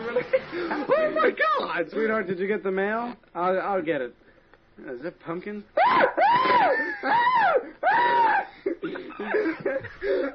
That's the same reaction you have when your child comes out with Downs. Let's say hi to Steve in New York. Go ahead, Steve. I just want to say that that's gay, not funny. This isn't gay, not funny voting. I'm not playing gay or not. Although he's right. Yeah. That was really gay. I don't know. That guy's crazy, though, man. Like, a bunch of pumpkins in the driveway. If I came out, I'd probably go, what's going on? Yeah. All right, we have one more clip from the Nick and George show talking about puberty here. Ah. There's a time and a place for Puberty these things. almost caught up with me yesterday. Yeah? Yeah, a guy with a shirt that said puberty started chasing me down the street. Oh, did he? Yeah, he came out of nowhere. That bastard. You know how horrible that would have been? I already went through it 3 times. I know. I hate the puberty guy. He just starts running at you, and then you don't know what to do. And I got upset. He tackles you. Yeah, he brought me to the ground. How many times do you want me to go through this? 3 times, apparently. I think they keep forgetting my face. Yeah. So they keep putting me down on the list to get tackled. Yeah. And it's not fun. I have one of those faces that's easy to forget. By the way, you know, when you're telling these little stories, here's a good idea. Have a point. It makes it so much more interesting for the listener. Good thing he eluded the man in the puberty shirt because the man in the dullard shirt tackled him. Wow, well. That is so bad. That is such bad radio. Did you hear the one guy scold the other guy? Nick, just stealing pumpkins. You minister of morons. I'm feeling pretty good about myself today. Here's another clip. I'm gonna kiss you on the mouth. All right, well. Oh, Nick. Well, there's 2 things going on here. The Marco and Aaron show is so bad we want to hear more. Right. That's obvious, right? How could both shows be really bad, but one you want to hear more of, and the other you just want to perish in a fire at the studio? One has an impediment. And the Nick and George show just needs to go away. Yeah. It's the Nick and George show. The Nick and George show. So, Travis, thank you. Pumpkins and puberty shirts. Yeah. Could you get us more of the Marco and Aaron show before we end the show today? Absolutely. It's the Marco and Aaron show. Ugh, fucking deaf idiot trying to do radio. My co-host was killed today crossing the street. Fuck you and your speech impediment. Mushmouth. I don't think we'll be handing out any golden tickets today. No, it's looking a little... Unfortunately. Yeah. Any day we can just hand out another golden ticket. You know that. Any day we can go... Oh, look at that. Look at that. Winner. Look at that. I want to hear the Marco and Steve C show. Do you think that in February? I don't really know. What are you even saying? How frustrated Steve would get. I can't even do Steve. Damn. Sure you can. No, we can all do Steve. Everyone does. Just sound like a pompous ass. Enunciate everything. Enunciate every single syllable. Make everything sound important. Yes. All right, before we go to break, we should say hi to Tim from Springfield. Tim, come on in here, man. He's a lanky boy. That's Tim from Springfield? Let me explain Tim from Springfield to the new listeners. We're doing this contest called the Assault on the Media. We love the Assault on the Media contest. Yes. Every month we have fine prizes up for grabs. Basically, we're looking for our pests to get out there and get in front of live shots. Get behind live shots, get in front of live shots, wear costumes, use air horns. We don't care. Just get our attention and get our names out there. Right, Anthony? Right. And the best one of the month wins fine prizes. Tim was the best one for the month of July. Yes. And he won a MiFi courtesy of myradiostore.com. Was he Cape guy? Yes, from Springfield. Yes, of course. I mean, you're a star now, man. I'm looking at you like you're a celebrity because I've seen the video online a million times. This guy? Thank you, boys. And, yeah, he did a great one. He ran behind a reporter in Springfield with a cape and had perfect delivery. And he said it right. Opie Anthony, XM Satellite Radio. The winning video is up on paper off. Very nice. OpieAnthony.com and FoundryMusic.com. Here's the audio really fast. Let's hear him. Well, the chief has a hurdle to overcome. Today, she went before the city's retirement board. What she wants the board to do is to increase her compensation annually, the retirement compensation, from $109,000 a year to nearly $150,000. Well, the chief was successful in one suspect today. XM Satellite Radio. Opie and Anthony are back on XM Satellite Radio. Maybe you can brief me. I love this video because the reporter, an older guy, didn't know what to do. He just turns around, and now the mic is right in Tim's face for him to say it again. Yeah. He sounded like Wall of Voodoo. Opie and Anthony on XM Radio. They're on XM Wall Radio. Even got in Opie and Anthony are back. Yeah, it was perfect. I had a strategy to it, which You did? was risky. It was to go at the end of the month rather than the beginning of the month, which Right. you could miss a shot. And I have an idea for next month. It's all ready to go. I don't want to give it away over the air, but no, don't. This is the costume I'm going for. Wow. Oh, wow. Very Look good. at that. Very nice. That'll work. Very good. Jesus. Very good. Yeah. great. I like I mean, that. anyone out there that wants to do this, if you have a day off, you take dedication to it, and it's a winner. It is so much fun to watch the videos online. And the prizes are going to get better as we go along here. Because, I mean, how many MiFis can you win there, Tim, you know? Yeah, Hey, how about one of those little cushions for your seat? Ooh. I think that we should. We have to have a rule. If somebody is lucky enough to win it twice, there might have to be some kind of a prize amendment, no? Yeah, we'll figure it out. Yeah. Yes. Yeah, we'll there figure it it is. out. Ooh. Thank you, Eric. Oh, Eric just handed him a seat cushion. You want 2 or 3 more? You can put them in your wallet. That is a seat cushion, Yes, my friend. a marketing masterpiece. I'll You give put these on the seat, and then your asshole sees the XM. Perfect. They should take everybody that thought that up, put them in a closed room with a bunch of those, and light them on fire. Because I'm sure the toxic fumes would kill you in a second. Well, the key to product placement when you're marketing something is to make sure you put it where absolutely no one will see it. I understand there's the new marketing idea for XM insignia on pacemakers. That's a brilliant one. This way, anyone that happens to open your chest just thinks of satellite goes, radio. I could use that. I like the XM tampons that are coming out soon. Yeah. I brought gifts, Opie. In October, when I heard that you guys were back on the air, actually the reason I heard you was Jimmy Norton here, which I haven't heard of because I was an AF listener. I really didn't get the NEW signal. So he was on Last Comic Standing. He was wearing the T-shirt. Next day, I ran out and bought XM. Nice. I went out to a T-shirt place, and I made these. Ooh. I have one for all of you. Oh, wow. I like that a lot, I give these away to anyone that I wear the shirt around Springfield. Anyone comes up to me and goes, I give them one. It's absolutely free. Anyone that wants one. Remember But Springfield? large trophy. I got an XL for Jimmy. Oh, thank you. Oh. It's a great Birthday T-shirt gift. with our Opie and Anthony XM It's Satellite your Radio logo birthday. right on the front. Oh, yes. It's your birthday, Jimmy. My birthday gift. I like that a lot, actually. And you're handing them out all over Springfield? That's good. Springfield? Absolutely. Springfield? Easy, Okay, Marco. It's contagious. Springfield. Springfield.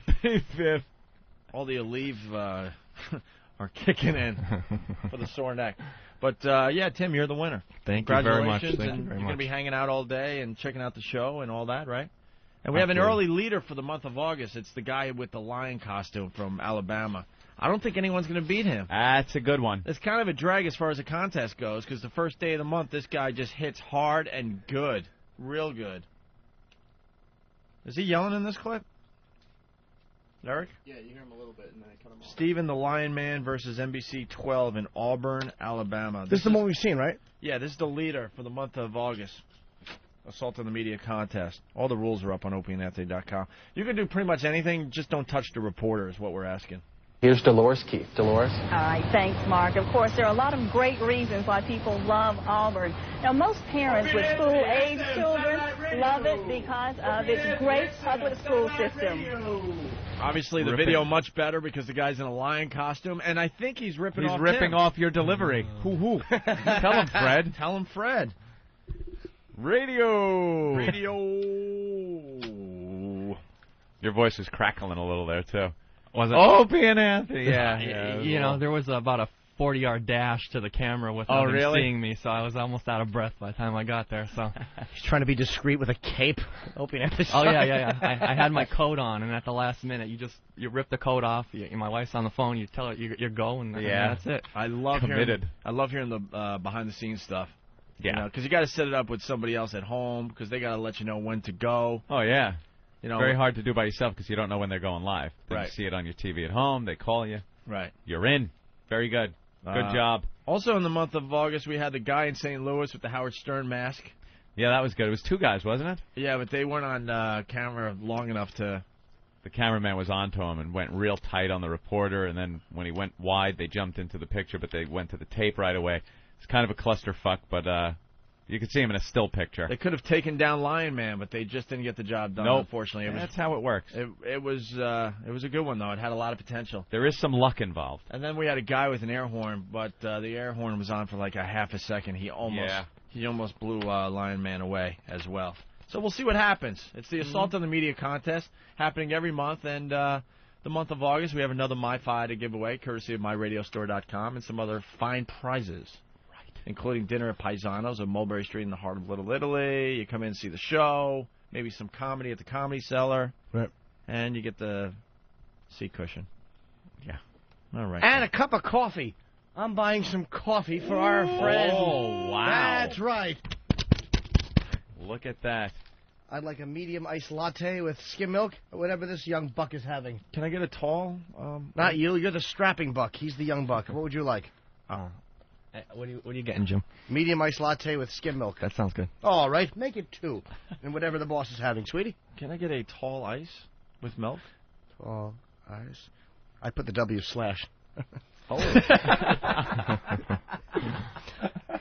Hawk? I'm good, thank you. All right. Jimmy's buying for everyone. Oh, cut it out. Muffin and something? I want a low-fat apple thing. I love those. They're lovely. so tasty, and they make the whole studio smell nice, don't they? Like apples. It is. I hate your apple cake. I'd like a It's piece. wonderful. I hate it. I'd like a piece of low-fat apple cake, too. Oh, Jimmy, join me, won't Two you? men having some apple cake. How about you, strapping tall fella? Would you like some apple cake? I'll try one. 3 pieces of low-fat. Not that you need to worry, Tim. No, I know. You are. Hold on. If that's not enough, just chip in and I'll give it to you as soon as you get back. You want me to use my Starbucks card? No. Oh, wait. Oh, you got him really bad. Oh. Okay. Oh, that's just awful. All right, we're going to take a break. Tim, hang out, have fun, all right? Awesome. Tim from Springfield joining us today. And what's this? Yeah, we'll play that going into break. What? When we get back, we got to talk about the Priest. We got to get into some real radio. Yes, Beauty we and do. the Priest. This story in New York is just massive. Massive. And there's one more media race incident I'd like to discuss. Of course, the reporting different. All right, we'll do that. And also the jerk-off at the baseball game. Absolutely hilarious story. And he's the star of the day. And the Hubble photograph of your cock in this photo, which good job, Danny, looking right at the crotch. The 3 men's Danny faces, noticed you mo. it. Didn't you notice Opie's crotch in the publicity shot? Yeah, he's happily thumb up, nodding he's his head, smiling. Opie, you got bad luck on publicity photos. Yours flies down on Demented World. I know. Did you fly down? Yeah. This is Did you mean to do that on Demented World? I was doing some subliminal thing. This your fly is not down. However, nothing can keep the public from seeing that large gift. Jesus. No wonder Ben's been hiding in the office. That's all he had going for him on this show is that big cock. I don't know what the hell's going on in this publicity photo. It's absolutely... Because it looks like a miniature dick. That's hard. Your zipper No, isn't it doesn't. down. Yeah, it does. It looks like one that's soft and just can't be contained by Speedos. Not to get too graphic, but that's... No, I don't know. I don't know what the hell's going on there. What do you think, Dan? I don't You're even the know one what that to think found about it. that. You know, You discovered it. I noticed it because it looked like he just had his hand in his pocket. I thought he was doing it on purpose. That's not why you noticed it. You noticed it because you were looking where my head was and the level, and you were thinking, lucky Jim. No, you're right. I was just trying to cover it up. Do you guys think that's really my ball bag? It's like a doggy bone in your pants. Is that my ball bag, you think? I don't know. I've never seen your bag. It's hanging quite far to one side, though. I know. Something doesn't make sense in this photo. Was it stuck to your leg? Maybe. Some fruit roll-up sack? That's the worst. You got to peel it off. Yeah. Smells like armpit. You ever rub your finger between your bag and your leg and it smells like a pit? Oh! That's sour. You ever touch your tongue like a battery? Oh, God. You don't do that. Of course you do. It's your own. No. Was that the same photographer that took that original picture that photoshopped your neck? No. No, that guy doesn't take photos. Maybe that was a little retribution or something. If you get a little itch right there where your sack just about meets your body, and you pinch the itch right between your thumb and forefinger and kind of roll a little bit, you can understand why a dog makes that face and tries to scratch himself with pleasure. Doesn't that feel good? It feels great. It feels wonderful. Can we throw this publicity photo up online and have the listeners comment about it? Sure. I'm sure they'll have some real nice things to say. But I'll throw myself under the bus today. Oh, when did you have these braids? Did you have these for real, or is this a goof for the cover? That's a goof. Oh, it is? Okay. Are you insane? I don't know. You had a lot of hair. You guys were weird back then. We were very weird. I just had a lot of rubber bands in my hair for the cover of Demented World. They wanted us to look demented, Jim. See? It's Demented World, so we had to look crazy. Insane. So we all looked crazy. It's no Yellow Discipline or That's right. Trinkets made from gorilla hands. Trinkets I own. I own. Trinkets I own. Yeah, why didn't you fucking put out an album that you can't even remember? I know. Why did you pick a name that I can't even remember? Because I'm a huge Jimmy Norton fan. I don't even know what it's called. Because the idea for that came from a piece of artwork that somebody sent me unsolicited, and that gave me the idea just to do fanboy. But why? Get it? Just call it pedophile. Something easy to remember. Call it physical Close to your heart. Physical graffiti. Hey, so, yeah, here's the deal. Let's set the stage here. Tim from Springfield, the winner of the Assault on the Media contest, he's hanging out for the rest of the morning. Mm-hmm. He won for the month of July. Every month we do that contest. My cock will be up on the websites for you guys to check out. The brand new publicity photo that was taken. There's something going on there. We don't know what. And Jimmy has 2 comedy CDs that are available on eatabullet.com. Oh, you got a picture with Kennison, dude? I'm jealous. Oh, yeah, I got one. Shit. That's a biggie. That's a biggie, right? How young were you? Strapping little fella. I was working with Brother Weeze. I was just like an intern, just getting Weeze. Oh, he did Weeze's show. Oh, yeah. He used to do Weeze's show all the time. And then here's a great photo of Anthony, and that's Maureen McCormick. That's Marsha Brady. And Rocky Dennis. You look like Rocky Dennis in that photo. What? It's not a flattering picture of you at all. Why? Let me see. Take a look at you and Maureen McCormick, and hey, you should be pulling pins out of a map. Wow, I got a big head. It's the way the hair is parted around the side. I got a big jawline. And then we have a picture of Anthony and I with Rodney Dangerfield. The looks on our faces are priceless because we're convinced the guy's going to die any day. And that was held on there for quite a while. Held on for another almost 10 years. It's a cool Kinnison picture. Man. I love the Kinnison picture. Yeah. I was just a young go-getter for Brother Weeze and had the opportunity to meet Sam Kinnison. I met him once. I got him to sign a napkin. I'm glad I did that, but I should have done. But I didn't do pictures back then. Still have it? Yes. And I'll never forget that day. Kinnison was awesome. He was nice, right? He was amazing. An amazing Did I ever person. tell you about my Groucho autograph? Of course I did. Of course. You got that on the set of Day at the Races? I don't even have it. All right. So when we get back, we're going to talk about the priest. We're going to talk about the guy that did some pretty wacky at, was it a Yankee game? Yeah, it was a Yankee game. And also the killer snakehead fish, all on the way. Oh, over here, yeah. The great Tony got Dr. Norton with sex advice. We know back, spread the hood with some excerpt. It's Whipplemail Wednesday. It's Whipplemail Wednesday. It's Whipplemail Wednesday. How about that woman that took her shirt off? It's Whipplemail Wednesday. It's Whipplemail Wednesday. It's Whipplemail Wednesday. Show us your fun bag. It's Whipplemail Wednesday. It's Whipplemail Wednesday. It's Whipplemail Wednesday. Oh, this is fantastic. This is happening beautiful. It's Whipplemail Wednesday. It's Whipplemail Wednesday. It's Whipplemail Wednesday. Cancel your appointment. It's Whipplemail Wednesday. It's Whipplemail Wednesday. It's Whipplemail Wednesday. Stay out the bushes. It's Whipplemail Wednesday. It's Whipplemail Wednesday. It's Whipplemail Wednesday. The Opie and Anthony Show. XM202.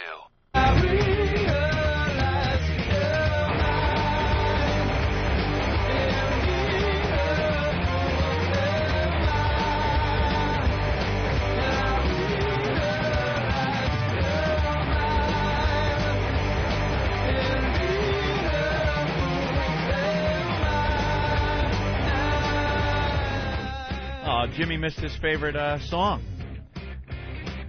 Jimmy, I like how Jimmy's like 3 years behind the curve on new music. It's like, what is this song? I really like it. It's a 3-year-old song, stupid. Queens of the Stone Age, you ass. That's a good one. I heard, what was that, New Disturbed we added into the little rotation there? You like it? Yeah. Nothing beats that first one, though. I'm loving Ethel lately. First Disturbed album was great. They got that Ethel all figured out. Yeah? Yeah, it's my favorite station on XM. Yeah. Ethel. I love the Dandy Warhols. The Dandy Warhols? They have a song called Smoke It. I can't get enough of it. I go between Ethel Lucy. and Top Tracks. Top Tracks, sure. For your, your classics. And then the Ethel. Where is little Jimmy Norton?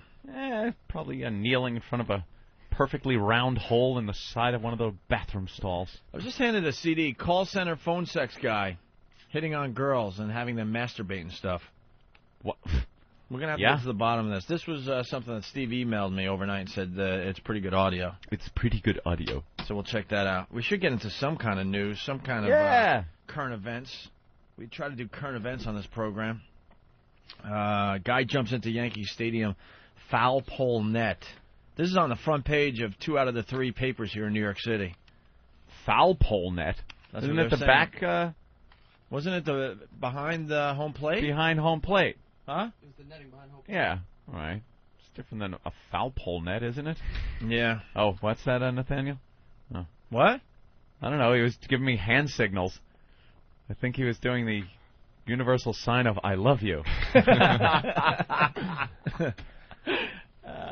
What's wrong, Jimmy? What's the problem, Jimmy? No. You're not allowed to ever leave this studio. No. It's just amazing how fast the breaks are. Like I literally just walked and took a leak and you're back on the air. Where'd you leak? The old studio? No, I pee a long time. I stand there with my prostate. With somebody else next to you with a luscious cock that you just had a look at? How do you pee with a rod? No, but I pee and then like little drops just come out. It's awful. Really? Well, yeah, when I'm done peeing, I have to feel like I have to... Oh, it's got to be totally done, or else you get the yellow stain. You got to do the vicious shake. No, you can't do the yank or the vicious shake. The vicious shake. Smacking it on the side of the urinal. No, you got to be patient with your penis. Let it just drip. All right, Fall Guy, front page of the New York Post and New York Newsday. Daredevil tumbles into stadium net. I'm sure they're showing the video all over the country today. Yeah, they don't have him falling. They just have it afterwards. Oh, really? Right after he landed in the net, it's him with his head in his hands, kind of shaking it off. Apparently he was way up there, upper deck, about 50 feet above this netting, and he was with a bunch of his friends from high school. They're starting to think they were drinking. And he's known for doing crazy stuff, so he's talking to his friends going, you think I could make that? You think I'd be okay? You think it'll hold me? And his friend's like, I don't know, dude. It goes back and forth. He's standing there, and he was starting to annoy the people behind him because they were missing the game because this guy's standing in front of him, in front of everybody. And they were getting pissed and started saying, look, either sit down or jump. New York, of course. Of course. And then they said he just flung himself over the edge, and they were like, wow, holy shit, he jumped. And he landed in the netting. Now, this netting it's not a trapeze netting or something. It does look like it could be one of those circuit nets. What? Or trapeze. Circuit net? Circus? Did I say circus? Circuit net, oh, yeah. God. Circuit net. Circus net or trapeze net. The light went out. Check the circus breakers. No, it's made out of like cable. It's pretty hardcore stuff. Not soft. And he landed in it and apparently injured himself enough to be taken to the hospital. But he did it because he didn't fall. He actually jumped because he wanted to make the ESPN highlight reel. That's what he said. And they don't even have video of it? They don't have video of it. Oh, my God. You do something like that, and all they have is him sitting in the net with a hole in the net where I guess his ass hit. He is very lucky he didn't go right through the goddamn thing and land on somebody underneath him. And they kind of put out a little pull for him, and he grabbed onto that, and they pulled him in, and looked like they were just ready to tune him up, ready to just beat the crap out of him. Took him to the hospital, and then he was hauled away by police this morning. Apparently it worked. Everyone's hearing his name this morning. His pictures are on the cover of all the newspapers. So he's gotten his little His little fame for the moment. His little 15 minutes of fame, man? That's how much they give you. And, you know, who knows? You think he might end up on a couple of talk shows and of course probably do some radio, and he'll be all over the place. Maybe Conan. What were you thinking when you did that? Well, exactly now, what I was going to say. I gotta ask you, what was going through your head? He'll be on Letterman. Why were you doing this? Scott Harper, 18, took his pal's dare and dived from the upper deck of Yankee Stadium into the netting behind home plate last night, stopping the game for 4 minutes. Mm-hmm. That's classic. Steinbrenner's pissed. He was saying it was the most exciting thing that happened at the stadium last night because he's all pissed at the Yankees for losing last night. He'll be on Letterman or something. Yeah. Although I doubt he'll be made to go on a Friday like comedians are. I'm sure he'll get a Monday slot. And won't be bumped. No, yeah, I doubt he'll be bumped. He'll probably be first lead-in guest. Better. Guy, no, why would it be? I mean, guy jumps on the net. Yeah. Should be first guest. I hear, actually, he was in the secret room yesterday looking at gadgets that XM was putting. Now, here's the question I have, Anthony. Yes? If he had an Opie Anthony sign... Oh. That would have won the Assault on the Media Are contest. you kidding me? For the year. Of course. For the month of August. Would have been a year. Yeah. Absolutely. You'd have gotten 12 prizes. 12 prizes, yeah. Front page Absolutely. like that with a huge Opie Anthony sign. Oh. As the guy in the net. I do believe you would have won the contest. How great would that be? For a radio show stunt promotion, they wouldn't say our name. Who cares? Yeah. We would know, and we would laugh hard. All right, Did you ever have audio of the announcements or anything? Was there any announcers? Yeah, they just kind of were like, whoa, hey, what's that? There's a happy young fan. It's high, minutes fun. They try to ignore those things so it doesn't happen in the future. Yeah, like the streakers or somebody running out on the field or falling. You can tell when the camera gets pushed way over to one side and doesn't make any sense, and the announcers are silent. Yeah. Yeah. Well, they didn't ignore this guy, though. No, they put a camera right on him. I was like, uh-oh, how are they going to get him down? On all the blah, papers. Blah, blah. You're going to see some copycat events now. Copycats. Why is Jim just allowed to walk out and take phone calls? Because he's fancy and special. He can leave the show whenever he darn well pleases. Hey, look at that. It's Gaffigan. He just abandons his post like a coward. It amazes me that the radio show is truly secondary to Jim Norton's life. He doesn't really to get up right now and just make a phone call. Just leave. Just leave. He didn't even say anything. No. Like he was gone. He just gets up and leaves. Sometimes he just leaves to check email. Where did he go? You can't just leave your post. He'd be great in the Army, wouldn't he? Who's holding off the front? Jimmy Norton. Where'd he go?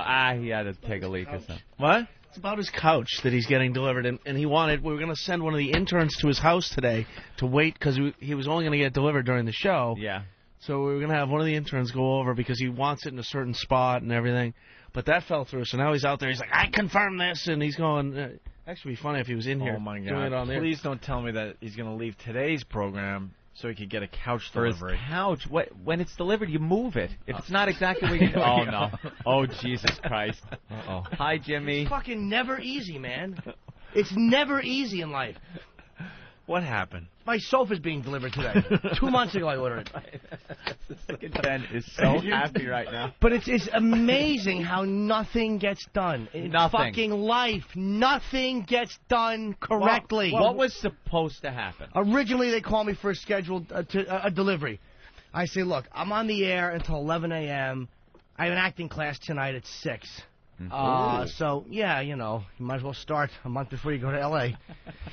So I said, can you come after 11, between 11 and 6?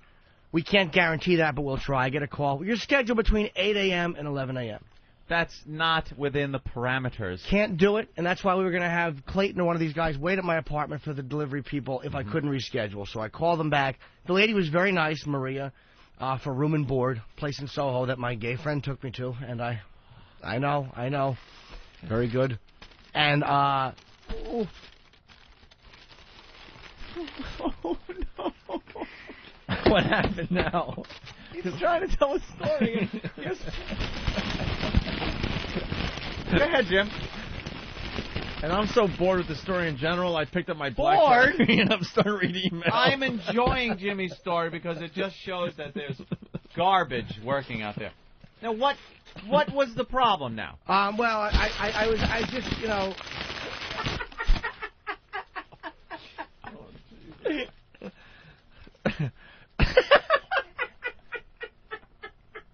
Oh, this cake is delicious, Jimmy. Is it? Have a piece. There you go. Here's the cake.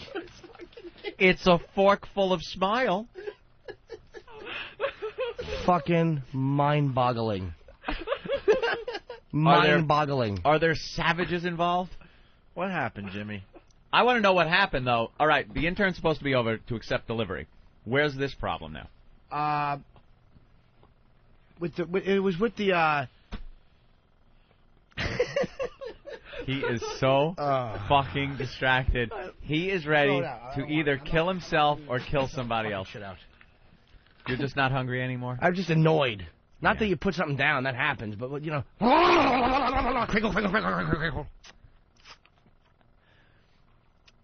So now why can't the intern be there and couch get delivered? Oh, because I called back and rescheduled it for noon to 3. The lady was very nice, and she's like, yeah, I understand. We'll make it like one of the later stops. Mm-hmm. So I just get a call from security in my building. Oh, no. Do you have a furniture delivery? And it's just like they're there. At 8:45 to 9. Yeah.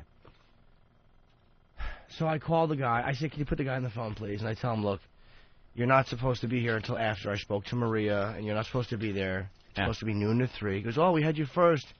And I know it's probably going to get fixed, but it's just aggravating. You can never in life just make a phone call and just have things taken care of. Does anything ever work smoothly? No. You know what happens when I'm scheduled to go on at 9:40 at the cellar? I fucking get there and I go on at 9:40. Give the people what they want. Yes, a fucking self-indulgent 20-minute horseshit set. Oh. As tired as I am, I know I walk in at 5 to 7. We got to be on the air from 7 to 11. I don't walk in at 8:30. I don't get here at 5 in the morning. For some reason, people can't get shit right these days. There is nothing that when you order something or you need something done, you just expect it to go awry. I'm sorry, Jimmy. Oh, it's just irritating because I didn't want to stay home and miss the show today. Obviously, I can't. Mm-hmm. And I would have had the intern stay there and make sure the floors are okay. You don't just have them come up and now I'm thinking I should have just let them go up and put it there because now they're not going to come back. Big scratches on your nice wood floor. Yeah, I gotta wait till they come back. Yes, we have to reschedule it. Do you really? For when? God, I fucking hate dealing with people. Is it a fancy couch? It sure is. Big and cushy for a boy to enjoy TV on. Nice. Will it sponge off easy? No, I didn't even get the extra. They were going to put some Scotch Guard? No. Oh, Jimmy, what about the jism? Please, who cares? I'll just have it cleaned off. I'll have somebody with a hyphen in their last name just come and clean it. Come on, lady. Exactly. Just clean it. Let's get a Paul in Jersey. Paul, go ahead. Jimmy gets his couch on time. Don't make a fucking maniac out of me. There you go. Jimmy gets his couch on time. But everybody has to deal with this crap when you got to go. You got to go to, you have to stay home from work and do something. There's times where you can't, so you go through the trouble of rescheduling it, and they confirm it. And it's just... Is there any reason shit has to be scheduled in an 8 to 10 hour window? No. For a fucking couch? No. For a couch? As soon as we go on break, I'm going to call the lady and just make sure all is well. You mean to tell me they can't look at what they got to put on a truck, look at a map, and see about how long something, and narrow it down to even 2 hours? 2 fucking hours. 10 hours they want you to wait. Unbelievable. Well, this was between 8 and 11 a.m. That was the window. They actually gave a 3-hour window. They did? And then the later window was between noon and 3. Yeah, call up like cable or something like that. So it's, just be there between this week and next month. Yeah, exactly. August 2008. Yeah. And All right, let's go to Ken in Jersey. Ken, what's up? What's up, fellas? Hey. Hey, I was at a Yankee game once. Yeah.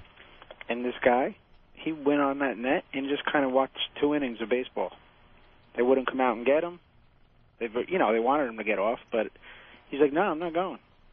Yeah, so he didn't jump, he came though. off and they pummeled him. He stepped onto the net. The best way to do that is just to shoot him out of it. Oh, that'd be They stopped great. the game for like 5 minutes, and then they said, screw it, we're going to keep playing.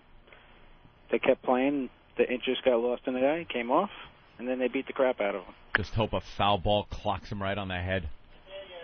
All right, thank you, sir. Someone has a good point for you here, Jimmy. Tommy in Brooklyn. Tommy? Yeah. What's up? Hello, you guys. Listen, Jimmy, do you understand that every time they make a delivery, they're going to have to take your couch out, put it on the street, pull out their delivery, then throw your couch back in? Oh, my God, shut up. Dude, Right? shut up. You have a little on experience in this, right, Tommy? You better tell City. Jimmy what's going to happen to his couch, his really nice, cushy couch. It's time to order. I got to call the show. It's over. I'm out. Just a couple of goddamn apes throwing your couch off the back of the truck. I fucking hate everybody. I hate dealing with people. Of course, the fucking phone's busy. You're right. It's a good point, though. Oh, my God. But what am I supposed to do? Can you have them? You can't just tell them to go up there and leave it, because if they have to move something, if there's something in the way, they're just going to scrape it across the floor. Well, you know what? Of course they will. Of course they will. They'll scrape your floor up. That has to be carried the entire way and placed down lightly, perhaps on little plastic caster things.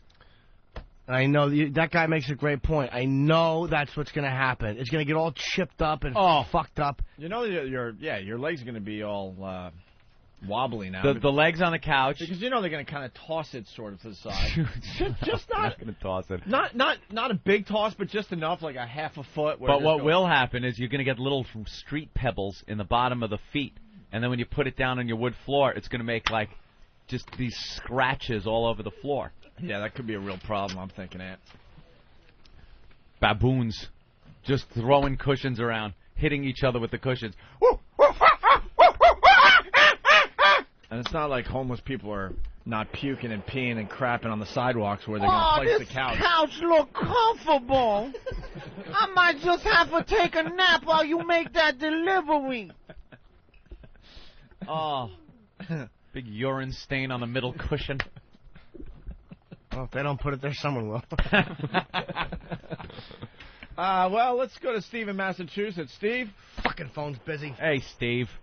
I'm going to the phones to try to help you out, Jimmy. Steve, Massachusetts. Got fucked by a furniture delivery. You, go. Hello? What's your name? Yeah, it's Steve from Massachusetts. Sorry. Oh, you asshole. No, Jimmy, I wanted to tell you that. You're the only guy. Wait, Jimmy, take the call on the air. Hold on. We got to listen to this. No, I can't leave her a message.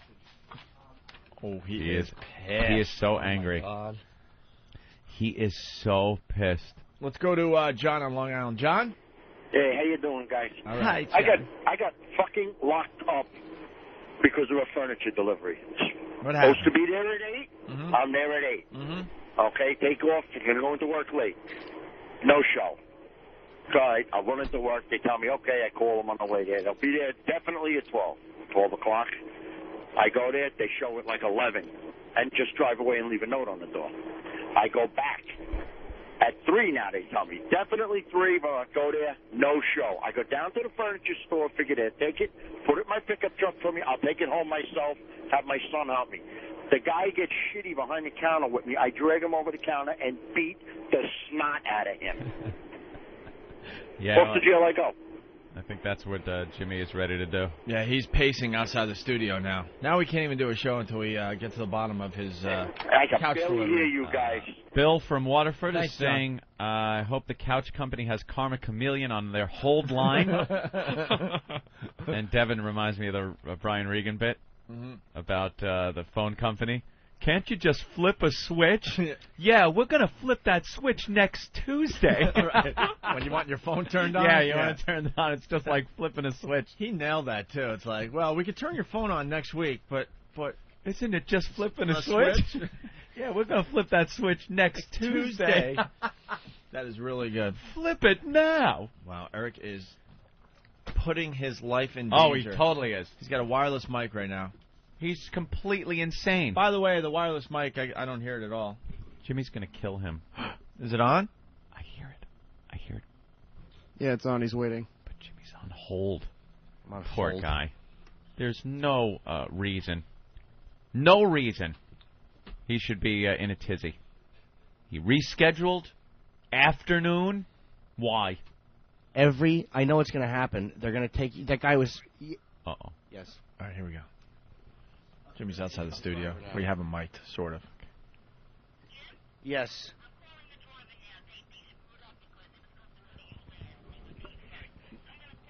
But I know. But the problem is this. This is my concern. Every single stop they make, that couch is going to have to come off and then go back on. That caller got load him it rattled. The way that they know they're going to have to deliver it. So now I know that something's going to happen to it. It's going to be...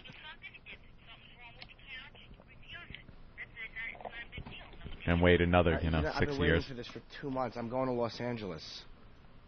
And this is going to be a big problem. They loaded it wrong. It's not... I know what's going to happen. I love that the caller got to him. That one caller really did. I saw just his eyes. picturing the couch going on and off, the big monkeys just heaving it. Because it's not their couch. No.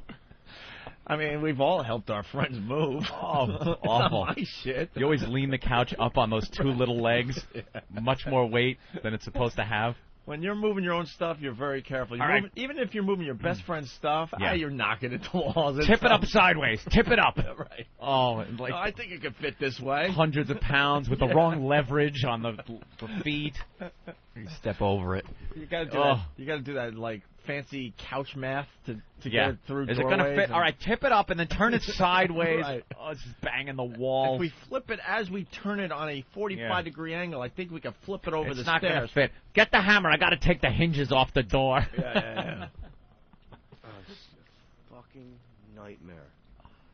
He really, this kind of stuff kills him. Oh, I know. And you can't blame him. It drives me nuts, too. You just expect something. When you call somewhere to get something done, you just expect to have it done. Well, I've told the story on the air. I got a Sony, like a 50-inch picture tube. The biggest they were making at the time. And it figures the next year the flat screens are all the rage and the price finally drops. It's always the way. But I have a TV that has to weigh 500 pounds in my living room. Okay. And it got delivered, Anthony. Yeah. And it was delivered by a bunch of guys that looked like they just got out of prison. Yes. Mm-hmm. And they... Oh, my God, the couch is going to be strapped on the side. I'm just worried because I've been waiting for a long time for this thing, and I...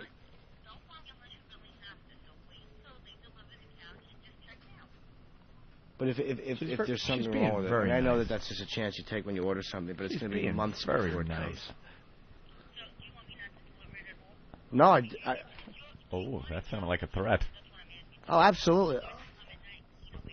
Maybe Between I just 12 and won't 3, bring it. right? Okay, yeah, that's fine. Because I can't be there after 5. Okay, and they said they won't be taking it in and out. Okay, thank you. They're going to fuck this couch up now on purpose. They're going to spit on it. Yeah, because they're now pissed. Oh, Jimmy. Oh, Jimmy. She's nice. I mean, the woman is nice. I mean, she did what she was supposed to do. They fucked up, and she said that she called them and told them the concern. At least she did do that, and they said they'll leave it. It's gonna be on the side of the truck. I'm sure guys that are unloading furniture all day are going to be very sympathetic now to the couch that's in the way. To the 3 phone calls that they've gotten. Don't let anything happen to this couch. And it's not like they're looking at that couch realizing if they were able to deliver it, it wouldn't be in the way for all the other, I know. all the other deliveries. Not like their couch at home doesn't have duct tape on the armrest. Right. As they're moving someone else's TV off the back of the truck, furniture. they're not just taking a quick kick to the couch that is in their way. And where would you rather take a break? Sitting on the tail end of the truck while you eat your lunch? Or sitting on a nice couch? They can sit on the couch. I'm sure it's wrapped. With your cranky ass. A nice, comfy couch. After you're moving furniture with that ass all day, just lathering up. You know what, though? This is one thing. Yes, I'll bet Jimmy. you that the legs are covered with cardboard or something. You think they got the cardboard and the tape around them? I'm sure they do, yeah. I'm sure they don't just load it. I don't know why I'm thinking that they're just going to load this thing with nothing on it other than... like they're just going to scrape it up and bang. I have this vision that they're just going to put it on its side on the street. Of course, there's nice plastic over it. Let's go All ready to go. the Gooch in Cleveland. The Gooch. What's up, fellas? Hey. What's up? I own a delivery company. Okay. And you get there in the morning, you try to schedule deliveries. Everybody has some type of little fancy thing that they want done. Everybody's fancy like Jimmy Norton, and everything gets fucked up. I know. What, dude, the but time thing you're talking about? Yeah, exactly. No, drop the Hold fucking on. thing off and leave and stay on schedule. You can't do that. Yes, you can. No. You get to the little Jewish lady, I want this upstairs, and he says you're supposed to take the old one. You get all kinds of shit from people. You're right. People are scumbags. But Exactly. I did this correctly. I actually called them yesterday, and had they not been able to reschedule, if they said we can't because it's impossible, we had one of the interns that was going to help me out and wait there and just make sure that they put it where I wanted and didn't scrape the floor up. So I was ready to do that, and then she's like, no, we fixed it. And then they screwed up on the... This happened to me with Time Warner Cable recently. It's like you talk to somebody and it doesn't get fixed fast enough. Cable companies are different. I'm just saying, you get there and there's always some kind of fucking problem. Well, there wouldn't have been with me. I would have been standing there with bells on. Hello, gentlemen. I would have given them a little tip, said if you scrape the floor, I'll cry. Please don't, and they wouldn't have. All right, well, good luck. Thanks, All right, fella. there goes the Gooch in Cleveland. John in Jersey. Go ahead, John. Yeah, Jimmy, can't you just call him back and tell him I'm Jim Norton and I'm on the radio? She knows I'm on the radio. I love that from the intro of the show. She does know I'm on the radio. I'm Jim Norton you're and a fancy I'm boy. on the radio. All right, we got to move on. Thank you. Well, we'll see what happens with your couch, okay, Jim? Yes. It's just, you know how it is in life. You deal with stuff. You just want stuff done the way you want it done. I got a little update on my problem today. Ooh. If you don't know what's going on, you better listen to the replay. I wasn't invited into the secret room. They're doing this thing called Christmas in August, debuting all the new XM gadgets that will be available in the fall and in time for Christmas. And they have all these gadgets in the big room, and they're all impressive. And then they had a little secret room to go in and see some stuff that is top secret at this moment. And I was not allowed to go in there, even though I'm an XM employee, and I ranted and raved for a while. You could hear it in the replay.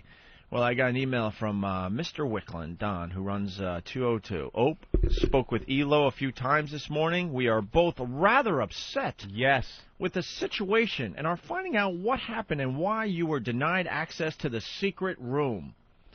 That, all capitals, was the reason I wanted you to go to the event in the first place. Oh, wonderful. To see the incredible gadgets for Christmas. I even called the marketing people. Why would they get back to you? And told them to expect you at the event. Are you kidding me? So Don called the people from marketing and said that I was on my way to the event. And I think one of them probably goes, no, he's not getting in. No reason why marketing should have not let you see everything there. No reason at all. I have a meeting up in New York tomorrow, and we can talk about it with Elo and come up with the marketing plan and schedules for the next 6 months as well. Plan. You know, let me tell you something. This is personal. This is nothing to do with business. This wasn't them saying, well, you know, certain people are allowed in and it's the fact that they don't like this show on a personal level and kept you from going into the secret room because they don't like you personally. And that is had for nothing real. to do with business. Nope. That's it. Because if Don had called in advance and said, look, Opie's coming, here's the deal, then there isn't a problem. It isn't even that someone, like they said, told them that you weren't allowed in. Someone told them you were allowed in, and they still didn't let you in. Well, Stephanie told me I wasn't allowed in. And Nobody- she works in marketing. I want to likes- see a rolling head. Nobody likes to be called out on the radio. Nobody likes it. Yep. Because people aren't honest, man. People want to just, languish in anonymity and not do what they're supposed to do and collect a check and not be spoken about. I'm sorry. Right. Bastards. And also Ann Taylor, who I've never really had a problem with, by the way. She's always been pretty cool to us. She also said I wasn't allowed in. Maybe the it came from over her. So we all know who it came from. No one wants to say it. We all know where it came from. All right. Well, we'll get to the bottom of that. I'll talk to Elo after the show. My couch. Here we go, Anthony. One of the big stories of the day. Should we do it after the break? I got to take a leak. Me too, Ope. You got to all leak? Yeah, we'll talk about I can't believe you threw away your apple cake. Jimmy gets so scrumptious. I can't tell you, to walk into a studio that unaware, like, you got to put something down quiet, but to just come in crumpling, hey, who's coughing? That was really a bit Holy much. shit!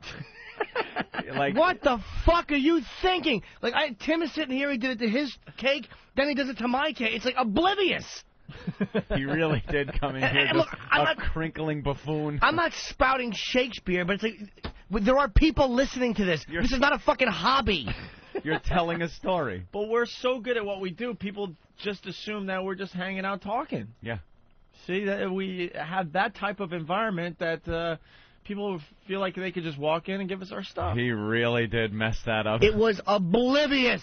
We're the most unprofessional professional radio show in the business. But it should be known to the staff around us that you don't just come in while someone's talking on the air, regardless of what they're talking about, whether you're doing a serious news story or a goof, and just crinkle paper bags into the microphone. It's the fucking guy in the back of the comedy club talking. That's what it is. Then you look over and you realize it's a member of one of the waitresses. You're like, you fucking work here. What are you doing? Unbelievable. You expect that certain times in life. You know, when the audience member's talking, that's what it is. But it's one of the waitresses. You're like, oh, Jesus. Yeah. All right, we're going to go to break with this. When we get back, we're going to talk about the snakehead fish that's terrorizing, I guess, everybody, according to the news. I don't know. I got in trouble at, what comedy club was it? The one you're out Comedy all the Cellar. time. Yeah, the Cellar. But it wasn't even me. I'm just hanging out. I had my girlfriend with me, and then other people were at the same table, and they're yapping like crazy. And I think, who was it? Dave Attell was on stage? I think it was. And he just starts, like, snapping at the table and looking at me like, hey, why don't you shut up? I'm trying to do it, like, really got pissed. And I'm sitting there going, I know the deal. I don't fucking talk during the comedians. Why don't you take a look over a couple of seconds and see who's fucking talking? Attell. Sometimes it's hard, though. I'll tell you one thing. Ah, fuck you. No, I've had that happen, dude. I had, like, once in a while, you'll look over and it, like, you just see the table, and like, he might have looked over one time and seen you say one thing, like, not even, you might have just went, okay. And that's what you see, and that's how you react. I'm not saying that happens sometimes on stage. You don't realize who it is. I never talk during the comics. I am Mr. Quiet. Take a lock. That's why you attack the table in general, because you're not sure who it is. And But also, he was just attacking me. Oh, was he? Yeah, he was, making me the guy, the asshole. So All right. people can chuckle at the asshole at the table. Fucking stick. A story about the snakehead fish on the way. I don't want to talk about that. Right. It's scary. Beauty and the Priest. Will it bite me? We haven't even gotten to the top story of the day today. Tell me about it now. We also have Jim Gaffigan after the break. Very funny gentleman and a friend of the show. We'll get him involved next. And also Dick Cavett coming in today. Yes, Dick Cavett. And Liddy. Ooh. And Liddy. Yes. No.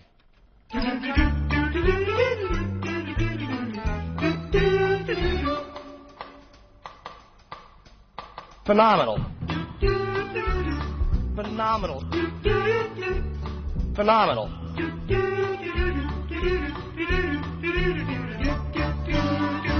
you ever look back, and again, I know I do, you look back on something you feel great about, and then you look back on it and you go, oh, what the fuck was I thinking? Yeah, I'm still doing that. I'm still doing that with Sabbath stuff.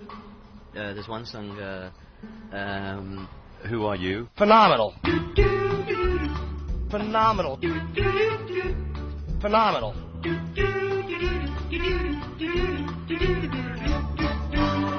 And there's always got to be one buzzkill in life, and I got to just really quick address the post. A guy named Dan Aquilante. I want to stick him up in his face. He crafted out Sabbath, or, where Ozzy created horror with his cringe-inducing vocals. Ozzy sounded phenomenal.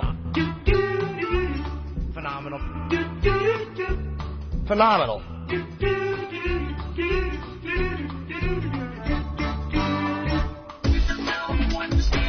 It's crazy. This is what it's all about. Oh, I love this. Wow. T-Show 36 double D's. T-Show 36 double D's. Shoving your breast in everyone's face. 36 double D's. T-Show 36 double D's. Oh, wow. He just will her down. Will her down. He just will her down anywhere. With the Mount Wednesday. She'll flash you. She'll flash you. Hey, I'm all for it. She'll flash you. And there's boobs in your face. I'm all for it. Breast. Hey! This is what it's all about. Oh, I love this. Wow.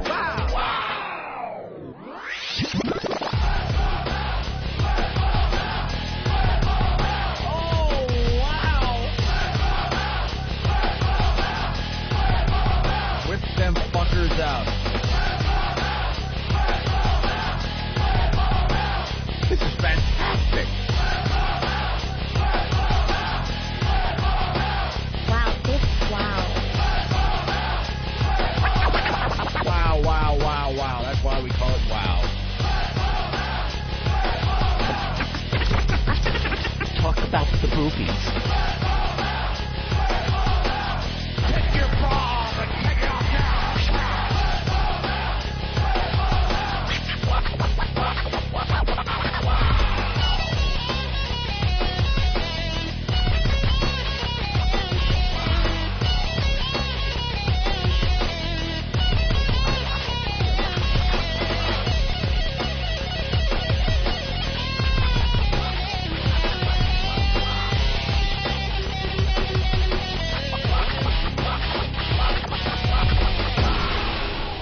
Opie and Anthony, XM202.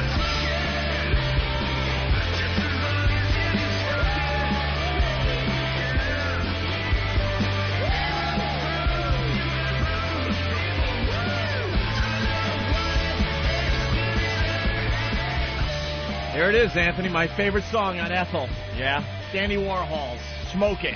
You like this one? We're back with the Opie and Anthony program on this fine Whip 'em Out Wednesday. This just in, breaking news. Dick Cavett will not be appearing on the Opie and Anthony show today. Yeah. Ben comes in, Dick Cavett's got to reschedule. And I said, Dick Cavett is absolutely never appearing on this program. Did Andy Dick reschedule? Didn't he have to Yeah, reschedule? didn't he have to reschedule? And then I said, Ben goes, no, he's going to be here. I go, Ben, I will bet you right now $100. And I pulled it out, put it on the console, and said, match it right now. That's how confident I am that we will never, ever be speaking with the likes of Dick Cavett. Do you think the listeners are starting to get it? We get absolutely no respect whatsoever in this business. We don't get what Instead of getting Dick Cavett, we have... Now, I don't want Jim Gaffigan to feel I'm going bad. to take that as a compliment.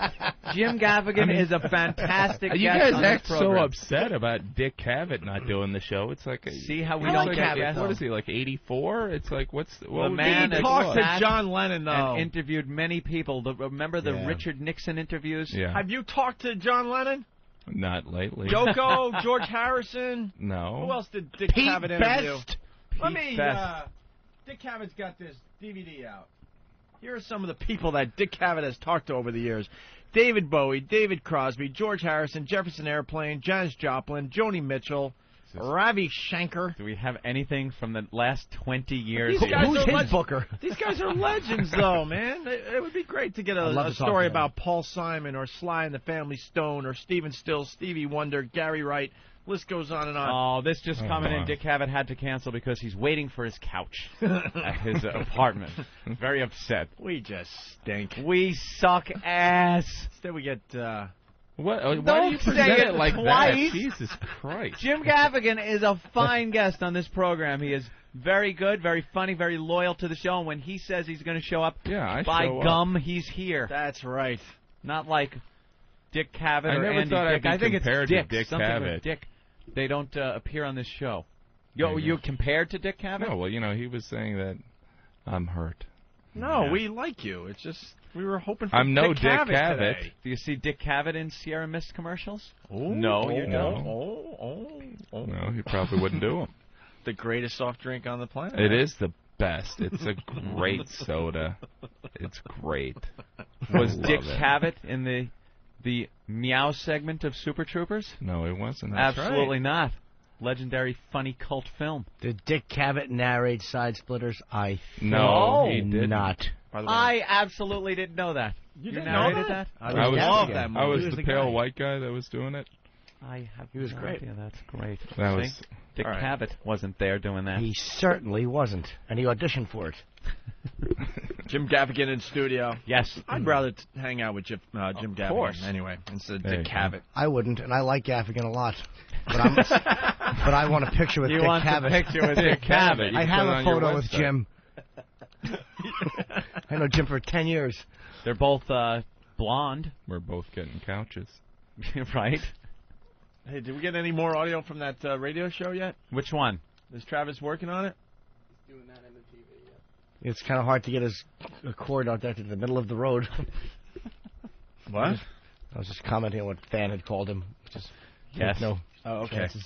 All right. Can we play the the audio of the snakehead fish? Yeah, I want to hear what this is about. Jim, if you would bear with us, Yeah. This is a news story. We like doing news teasers usually. Yes. You're familiar with those. You sit at home and get petrified by the news. Yeah. We play those a lot, but we missed the teaser on this one apparently, but the story is just as good. There are snake-headed fish, very dangerous, and they're in our area. How will this affect you? Tune in. We'll tell you later in the broadcast. They made it sound like we all should be scared of the snakehead fish. Snake-headed fish. I love it. And then you wait an hour.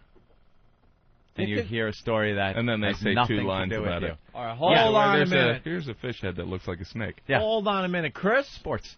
Oh, he lost him. Someone What? is saying that Dick Cavett is on Imus right now. Put on... No, he's off TV. Oh, he's off the TV right now? Well, He's put off the radio TV. on in the office. Oh. Is Dick Cavett on Imus instead of our show? Oh, he blows up for Imus. Well, for his audience, I mean, but why couldn't they just schedule both? Yeah, of course. Imus's audience, but maybe he still would have had... What time was he supposed to be here? 9:30. 9:30? If he's on Imus right now, that'd be a little rough. Imus is in Jersey, right? Yeah. I thought they were in Jersey? Or is he in Queens now? Queens. Oh, no, Queens. Queens. Okay, he used to be in Mexico, isn't he? Yeah. Is he at the ranch in Mexico? Whenever I watch New Mexico. I'm up at like 5 in the morning. He'll Yeah. be via satellite on a ranch. Dressed like a cowboy with my hat and brother's salsa.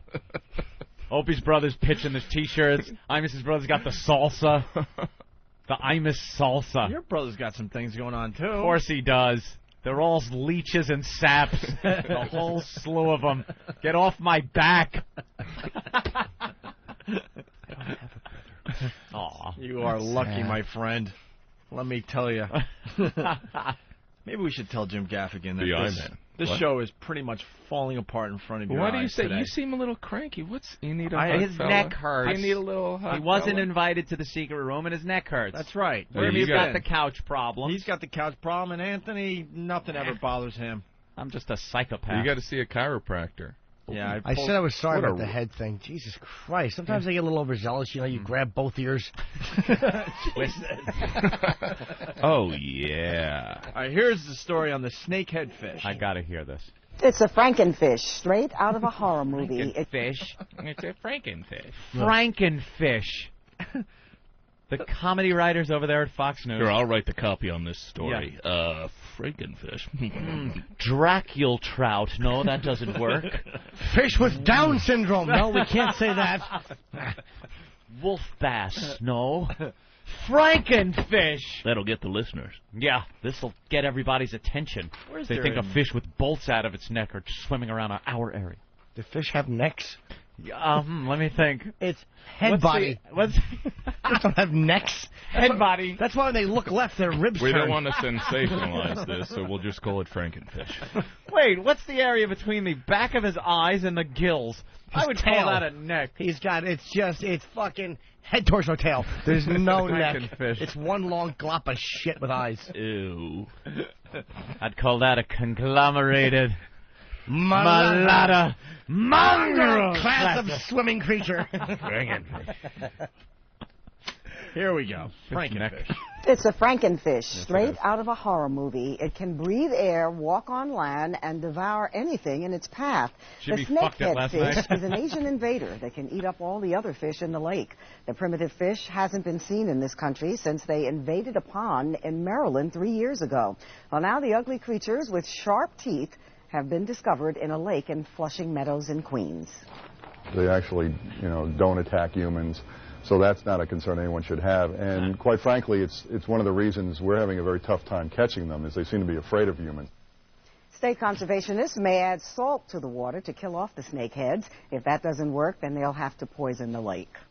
We had to destroy the village in order to save it. Why would you We want to care kill about them? the environment. Yeah, that's We might poison have it. to poison the fish. That's Yeah. my favorite part of the story, yeah, because we'll do that to the environment, no problem, but there's neighborhoods that need to be poisoned. But we don't go poisoning entire neighborhoods. It's a dangerous neighborhood. There's some bad element in there that are harming the other people. Right. Poison the neighborhood. Oh, we have no problem taking out entire lakes because of a stupid snakehead fish, but That story leaves so many loose ends, I don't even know where to start. First of all, how did the walking fish get into a lake? I can understand it getting into Maryland somehow. If they swam from Asia, they walked into the lake. How did they get into a lake? Didn't you? In Flushing. A prankster. You think a prankster? No. I remember one time, this is true, I'm on the road, and I saw a weird sign. I was like, what does that mean? Lake or bust? Even though I kind of laugh, I should still get a car crash in that. How would he hitch with a fin? He's just nodding his head. I think I remember that story from a couple of years ago. There was some guy that brought that fish head or snakehead over from China. Just to dump it in a lake and in Flushing. Put it in a lake. That is a hardy fish. Wouldn't you need two of them? A male and a female, or perhaps just a pregnant female, I guess. If it's a frankenfish, who knows? Who knows what it's screwing over there? It sounds so. It'll eat anything in its way. By the way, it doesn't eat humans. And it's afraid of people, and and there's and nothing it's to worry 2 about. inches long. Vegetarian. Frankenfish is a faggot. They talk about Frankenfish walking on land, sharp teeth, eats anything in its sight. But it's completely harmless, and we might have to poison it. It sucks the cocks of other male fish and eats berries alone. And thank you for enjoying this filler programming. Really? Now, so... And now back to headliners and legends. It gets there. Thank you, Jim. You've told us how it got into the lake. Yes. But now, why would they then poison the lake if this fish is screwing around and killing the other fish? Then let it. Because they'll just take over the entire lake. Didn't you see the movie Independence Day? They have to attack. I don't know. You got to kill them. Perhaps they'll get up, everything. walk out of that lake, hit another lake. We'll lose one city, but we'll save the world. Right. Okay, so they have to nuke that lake. And eventually we'll have lakes just filled with snakehead fishes and nothing else to look at. I gotcha. I just wish we could do this we to have to neighborhoods. trick this Frankenfish. We'll give him a cold. That's what we'll do. We'll give the Frankenfish a cold. And then when it comes in for a prescription... Oh, hey, Frankenfish, how are you? Welcome. Here's some cyanide. That helps get rid of the sniffles. Frankenfish, he's trying to present it as something dangerous to people. And obviously it's not. Sure. All right, Well, thank there you you for go. getting to the bottom of the Frankenfish. That'll come back in 3 months. You know, we should play this with Jim Gaffigan because he's here. What's that? We talk about news teasers all the time and how they scare the shit out of you, right? Just to make you watch the news. Yeah. And here's our favorite one so far. Listen to this real fast. One city wants to pack all their sex offenders into a 3-block area. Problem is, it could be right next to your house. What? Come on. Just 3 blocks of pedophiles just walking around. With keys to your house. What? Big pockets stuffed with candy, just carrying little cute puppies with them. What? I love it. 3-block area. You don't have to watch the news if you don't care about your kids. Yeah, exactly. Little patent leather shoes and a shrub with burgundy stains on it. White ruffled sock. Oh, holy crap! How good is that? That's just amazing. Is that It's priceless? Yeah. It's like even the teasers. It's like then when you finally watch it, it's like 10 seconds. They're like, oh, by the way, got you, asshole. Right. And that story is perfect because it sounds very dangerous, but there is no way. What politician is going into a town and going, we want sex offenders right here in a 3-block area? Every one attraction. of them. Every one of them we want put right here. It's not going to happen. And the story winds up being that this town, which is a certain square footage, a certain area, the whole town, they would be distributed around, but if you put it all together, it would equal a 3-block area. Not one 3-block area. Again, we don't want to sensationalize this. Yeah. We want to be objective. We just want to put the news out there and have people decide. That's why I'm a caster. One city wants to pack all their sex offenders into a 3-block area. Problem is, it could be right next to your house. Right next to my house. I love the typing in the background. It's Right. Yeah. This is just a news flash. It's real. Oh, good real God, news. They broke that story. Not even in your neighborhood, right next to your house. The guy's there with his Cock through a knothole in your fence. Just trying to water your lawn. There he is, right next to your house. Got a smiley face painted on the helmet, and the kid is kissing it. Hi, mister. Let's back up a little bit. Joe in Orlando, go ahead. Hey, yeah, the snakehead fish, you can actually buy them live in Asian supermarkets, and they're a delicacy. And what people do is they bring them home, they try to raise them, they realize what a hassle they are. So instead of killing them, they throw them in like a local pond. What hassle? What, do they take the car without asking? What They a hassle poop all can over the house. Yeah, it's a fish. And the other thing, Norton, you don't realize that when you called that sofa place, you told the people that are pissed off with you at the sofa place that you're going to be leaving to go to L.A. for a while? Yeah. I'm not going to be at my apartment. No, in case they want to reschedule or something. Oh, they can't get it. Hey, trust me, they're going to reschedule, go back to your apartment when you're not there. Yeah, no, sorry, I have a security there, actually, besides the door. Yeah. All right. All Thank right, you, sir. darn. I'm very safe. And we really should get to the top story of the day. This priest. Ow. Oh, the guy that a couple hours in the hotel. Isn't this great? Yeah. Anthony, what do you know about this? You were reading up on this one. Absolutely nothing. Nothing? No. The guy's like 78. Yeah, he's this old priest. He's one of the head muckety-mucks down there at the old stomping ground, St. Patrick's Cathedral. Yeah, we had a little problem with St. Patrick's Cathedral back in the day. And, and it turns out the top St. Pat's aide at center of ugly divorce fight as husband says cleric had affair with wife. Yeah, this woman. Beauty and the priest. Beauty and the priest. That's cute. Another headline that you read and just think responsible journalism. Yeah. That's what you're getting. Again, we don't want to sensationalize. Yeah, no, we just want to giving you the facts. She is quite beautiful, and he is a priest. So let's put beauty in the priest. Stop it. And then you find out later on they were just like, in a hotel room, kind of like planning a party. Oh, sorry. Yeah, but you know something? I was reading their excuse. And, well, what happens is this old priest, and he's got his aide, this woman, very attractive woman that works with him. They went out to the Hamptons, I guess, to do a little work. I guess that's what the priests do, go out to the Hamptons. Sure. And they were driving back from the Hamptons. Very long drive. He's an old guy. Right. He was getting a little tired. So they decided to stop off at a hotel that charges an hourly rate. Why not? But how far was this hotel from where they were at originally? Not very far. It's out on Long Island. Okay. Not that far. So they check into this hotel, and he says that she slept while he did some paperwork for 2 hours or so. That's it. After 2 hours, they got back in the car and continued their drive. And how did the cameras follow him? I didn't read the article. Because the husband, this woman's husband, raving lunatic, hired a private investigator. Oh, excellent. I see. Yeah, and got pictures of them leaving this hotel and other things. And there's a 14-year-old daughter or a son of this woman testified that he had walked in on her and the priest. She was sitting on the priest's lap in a teddy, and they were kissing. And what they're saying is that the child had been coerced by the father. Mm-hmm. What I don't understand is, like, why wouldn't they, like, if they were out in the Hamptons, why would they have to stop at a hotel? Like, I just think that, like, if they're gonna do the nasty, they're gonna do it out in the Hamptons. Yeah. Hasn't this guy ever heard of getting blown in the car? Why do you have to pull over? Little road head with your collar on. How awful a husband are you when your wife decides to fuck a 78-year-old priest?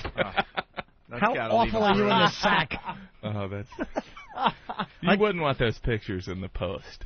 What's worse, that or your wife is a teacher fucking the 12-year-old boy student? The 12-year-old boy student, because at least the priest could be some sort of a challenge. Maybe he's paying her. The boy student is just, that young cock just got her. She's risking her personal liberty to get that young cock. Exactly. She'll go to jail. She'll lose it all. Right. This is just awful. She's kind of sexy. Yeah, she's an attractive woman. She's definitely a looker. And the husband, they're in some divorce, so he's trying to come up with something, I guess. That priest looks pretty old. He's 33 years older than But I'll tell you what could have happened. Yeah. You're saying, why would they not just do it in the Hamptons and drive back? Why do they stop? you're in an affair like this, you get yapping on the highway, you start talking, maybe a little dirty talks going back and forth, you had a little sex the night before, you're starting to talk about it, and then it's like you gotta fuck. You just, it doesn't matter where you are. Yeah, but why would they go to an hourly hotel? Where else are they going to go? They're in the car. They don't need to cuddle after they're done. They just go to the hourly, because they probably didn't want to get a hotel for the whole night because they're not staying the whole night. They got to be back. Yeah, they want to just get the dirty deed out of the way and get back to the city. And this guy has said some stuff in the past where he has condemned the United States of America, saying it's probably one of the most immoral countries on the face of the earth. And his whole thing has been about chastity, pushing chastity to kids and everything. And, I got a quote from him. A whole generation of Americans has been solicited by American popular culture, which is Hollywood and the media. Hollywood taking the most advanced step in this. Yeah, he's blaming Hollywood and the media for corruption. In Hollywood is not a Christian place at all. At all. At all. That's how it's written. Most of the writers, the creative people, are homosexually inclined or homosexually recruited. Now he makes a point. Ding, ding, ding. It's the goddamn faggots is what it is. We lost most of the faggots. That's why entertainment stinks these days. This guy... Anyone? That's a good point. With me on that point? It was. Thank you. This guy is one of these hypocrites. I'll make a blanket statement here. Any of these people, whether they're the Holy Rollers or people that belong to certain organizations or stuff, when you really push an issue like this guy is pushing how immoral this country is and how Hollywood is responsible for sex and stuff, it is because you have such a problem with Bill O'Reilly. that you can't... Yeah, people like Bill O'Reilly, the same thing. You have such a problem containing yourself that you have to just blurt this shit out to try to convince yourself. It's people that are... You know, you get the Boy Scout leaders that are, they're the ones touching the kids. The priests that are pushing that, they're with little boys. Sure. People that say there's too much sex in the media, they're the ones fucking swinging and banging 20 people a night. Yeah, that's what it is. These people are hypocrites. They shouldn't be listened solution, to. At least this one's allegedly banging a female. Right, as opposed to a Let kid. us do what we want to do. Let us do our own fucking thing and leave us alone. Let us play our violent video games. Let us talk about sex. Let us have fun. Just because you can't handle it. And this priest, obviously, he's there preaching, but he's getting laid on the side. And 78. I mean, maybe I don't know old people. It's 78. It's Viagra. Like, I'm 38 and 39. I'm exhausted. Slowing down. Yeah, this guy's 78 years old, and he's banging at a no-tell motel on the LIE. Maybe when he was 70, he got his first piece of ass. He's just discovering it. Took so long. Yeah. Wow, imagine that. I got to make up for some lost time. Yeah. I've missed this. Let's see. Let's go to Connor in Rockland. Connor? Yeah, what's going on, boys? Hey. I just want to say it's the worst excuse ever because they said this priest was tired, so he stopped over, but he ended up doing paperwork anyway. Yeah, they were both really tired. Yeah, that's true. You'd think the priest would have been napping if he was. Yeah, it's a load of crap. Yeah, I think she was driving, so she got tired, and he didn't want to drive. She was worn out from the They suggested they go to the motel. Is this hotel or motel known as a sleazy place, Anthony? I'm not sure. I've never been there. Hourly rate kind of is a little bit. Yeah, that's a little much. I just want to sleep for a couple hours. Let's pull over. Hey, let's pull over. Why not? Could I get the jungle room, please? I'll have the condom dispenser in the room as a red flag, too. Yeah. With the jizz koozie? Yeah. Oh, delicious. Who would use one of those? I have. Yeah. Yeah, you ever use one of them and get a mouthful of jacuzzi water? Yeah. Jizz koozie. Are you kidding me? No. Did you really use one? Yeah, I'm just joking. Oh. I don't do motels. I do car and out. Yeah, that's true. It's a new place called the Saturn Inn. It's a 20-minute rate. Suck it and beat it. That's our motto. Unlock the door. Checkout time. That's right. Don't forget to get your miles. As I'm cleaning a load off myself. Housekeeping. That's sad. Yeah.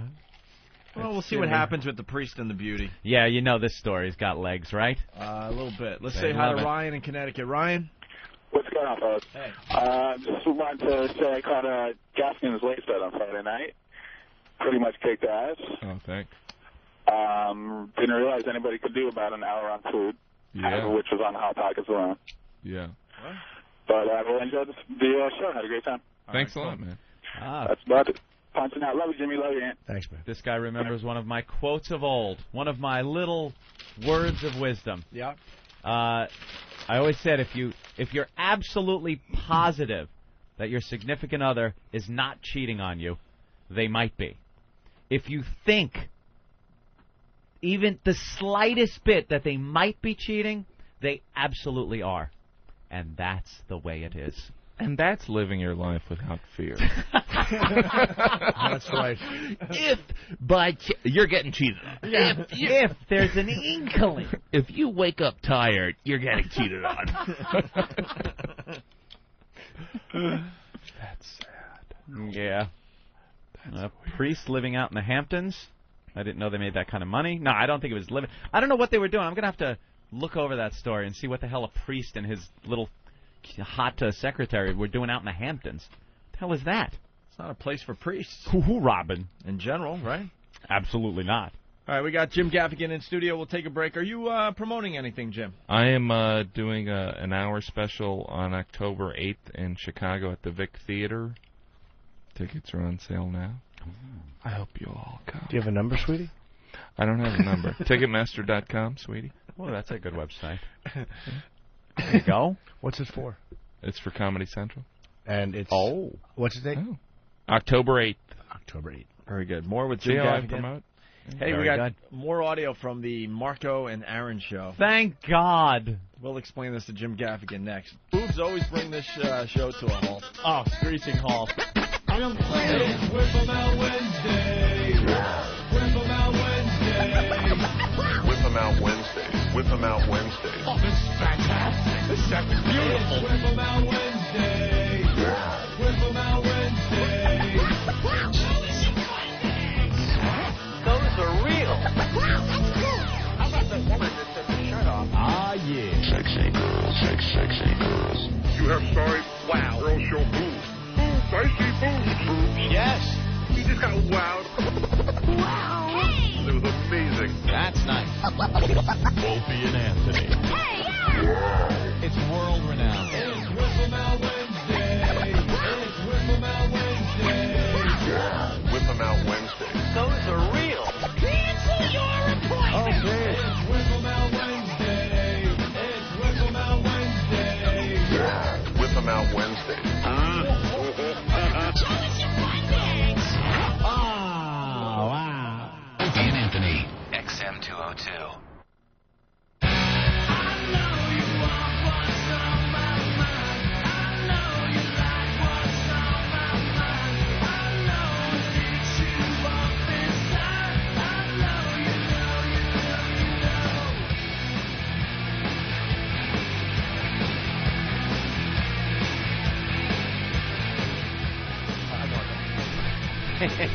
And we're back with the Opie and Anthony program. In studio, Jim Gaffigan, a very funny man. We love when he comes in and hangs with us. Thank you. Cute story, isn't it, Jim? It is a cute story. What's a cute story? What did I miss? I missed something good? This should be a bumper sticker. Daily News. It's in the body and soul section. Yeah, body and soul. I guess this is the... You want me to play? Forget it. Do you have any lifetime sweetie? music? I was going to say, you want me to play some Kitaro. Yeah, man. This is the, they got the Ask the Doctor section. And Sanjay Gupta. Yeah, Sanjay Gupta. I know this. He's taken over CNN, isn't he? He was huge during the when he was embedded with the troops and actually had to do brain surgery on a young Iraqi child. I became part of the story. Shut up. Sanjay Gupta. There's actually on this page couple of different women and three different little headings of stories about their what is it? Abusive relationships. Yeah, the darker side of dating. The dark side of dating, and one caught my eye. I was thumbing through the newspaper, and it just caught my eye. Well, the first one was I felt I would hurt him if I told anyone. Yeah. And the other one was he became controlling and would say cruel things. Oh, that's sad. And that must be the one that caught your eye. No. There's a couple more. Which one? Well, it wasn't even. He made it clear I'd be dead if I left him. Wasn't even that one. The one that really caught my eye. Oh, is it? I'm trying to find it on the. Yeah. Hold on. No, I'm just trying to find it because I'm sorry, man. I don't have the. Yeah, where is it? No, Okay. it's not that one. There you go. Ah, here it is. Right. I miscarried when he kicked my stomach. That's terrific. That's terrific. Oh. Carolyn, or is it Caroline? Chico, 17 years old. 17. I was 13. He was 24. He worked at a pet store nearby cleaning the cages. What a catch. Oh, this guy's a classic. He cleans the cages in a pet store. Cleaning bird shit all day. Ooh, a 13-year-old. Yeah. He's 24, she's 13. Oh, my God. The first time we went out, you could say he seduced me. I went a lot further than we'd planned. Oh, that's great. A week later, she's 13. A week later, he gave me a pager to keep track of me. He got really jealous when a friend called and pulled me off the couch and threw me on the floor. Right. Nice. He apologized afterwards, saying he was only angry because he loved me so much. That's a great relationship. 3 months later, he choked me. This time for about 5 minutes. Jesus. But each time it was for longer and longer. I became pregnant 3 times by him. Oh. The first time I miscarried when he kicked my stomach. There you go. Paging Dr. Martin. Dr. Martin. Paging Dr. Martin. You have an abortion to perform. Dr. Martin. Oh. That's great. She terminated the second pregnancy, but the third time was a charm. She gave birth to a daughter who is now a year old. And has an unexplained loafer print in her face. Jesus. Old steel tip head. I was 13. Did I ever tell you my method if a gal gets pregnant? Yeah, Jim. Did I ever tell you my method where you put your foot out in front of the steps and you call it the old whoops-a-daisy?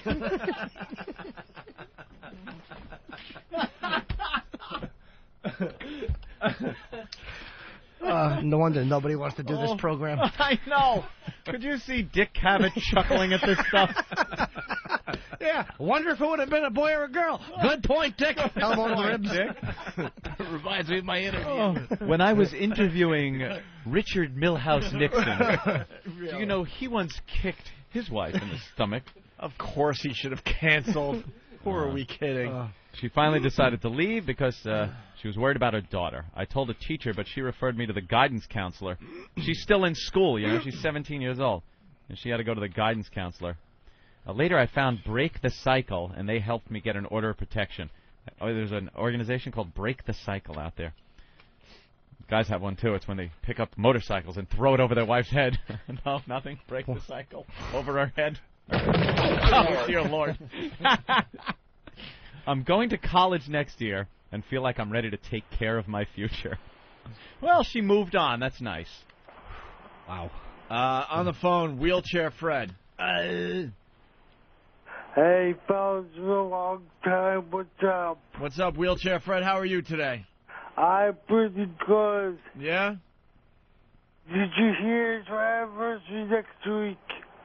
What? It's my anniversary next week. It's your anniversary next week? What is it? Your anniversary of what? 21 years in the wheelchair. How many years? 21. Oh, we missed your 20th anniversary? Yeah, you blood. That sucks. Do you think I'm going to start with longer and longer? Do you actually think I'm going to start that wet chicken at Whack Bag? What? Longer and longer. Like finger and finger. Huh. I'm saying longer the way I've said it my whole life. Longer. You can go fuck yourself. Yeah, you don't say longer. You don't say longer. Unless you're an if older you're saying Jewish longer, man. wet chicken at Whack Bag. I'm banning him. No, don't ban I'm him. banning ban wet him. chicken. No, you can't ban him. All right.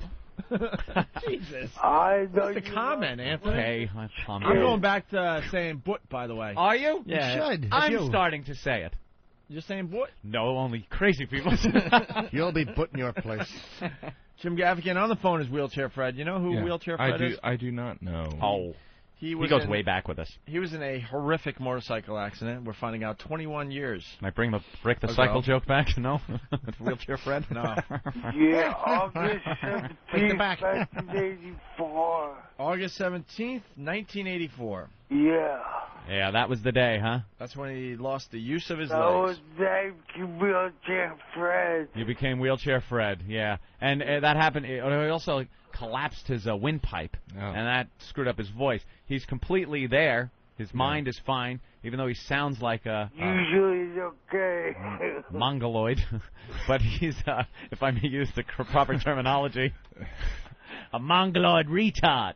And I'm the hot dog. All right, listen. So here's the deal. Wheelchair Fred is prominently displayed in our Penthouse interview, Mr. Gaffigan. That is on newsstands now. We're in the latest issue of Penthouse magazine.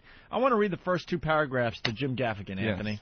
Mm-hmm. All right? Yes. It's near the end of a typical Thursday show for Opie, real name Greg Hughes. Oh, they got something on me. Gotcha. They figured out my real name. And Anthony, last name Cumia, at their new XM studios located near Central Park in New York City. The guys and their sidekick Jim Norton are on the air, listening to call-in guest Wheelchair Fred, who's now on the phone, report the day's news from his bathtub as he inserts a dildo into his ass. Right. Right. Although, Yeah. And the FCC can do nothing but sit back and listen with them. Yeah. Sitting around a large circular table, microphones pointed at their mouths. Pointed at our mouths. Jesus. The guys encourage Fred to keep using the dildo. Opie, the taller blonde one, laughs so hard his face has turned red. While Anthony, the shorter dark-haired one... Shorter dark-haired the one? The swarthy Italian. What is that shorter dark-haired one? Wow, the adjectives are amazing. Yeah. You're shorter and you have dark hair. Tall, blonde. I'm not much shorter. According to the first picture in the Penthouse interview, you look like a midget next to me. Yeah, I know. They took it on the stairs. Where's the stairs. other- I'm standing on the lower step. Opie's standing on the one above it. So I look like I am the shorter, dark-haired one. And there's no stairs in sight. That's what makes this. Well, great we have a great time here on the radio. I love being the shorter, dark-haired one. Where is the picture? Because Jim's got to see it. I'm at least ahead. I'm at least like 18 inches taller than him. Ridiculous.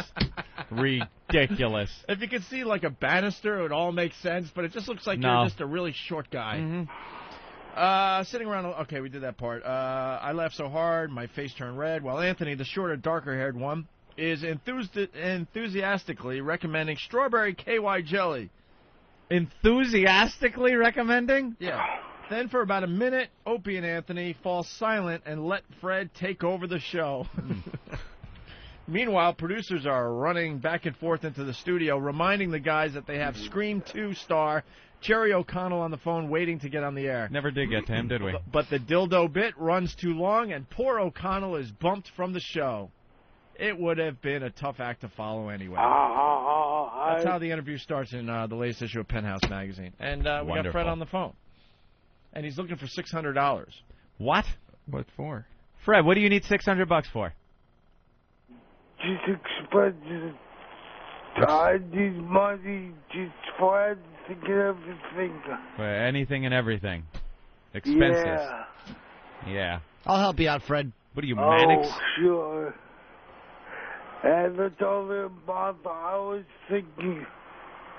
Maybe we get the fans to help to give $1 each to keep me up.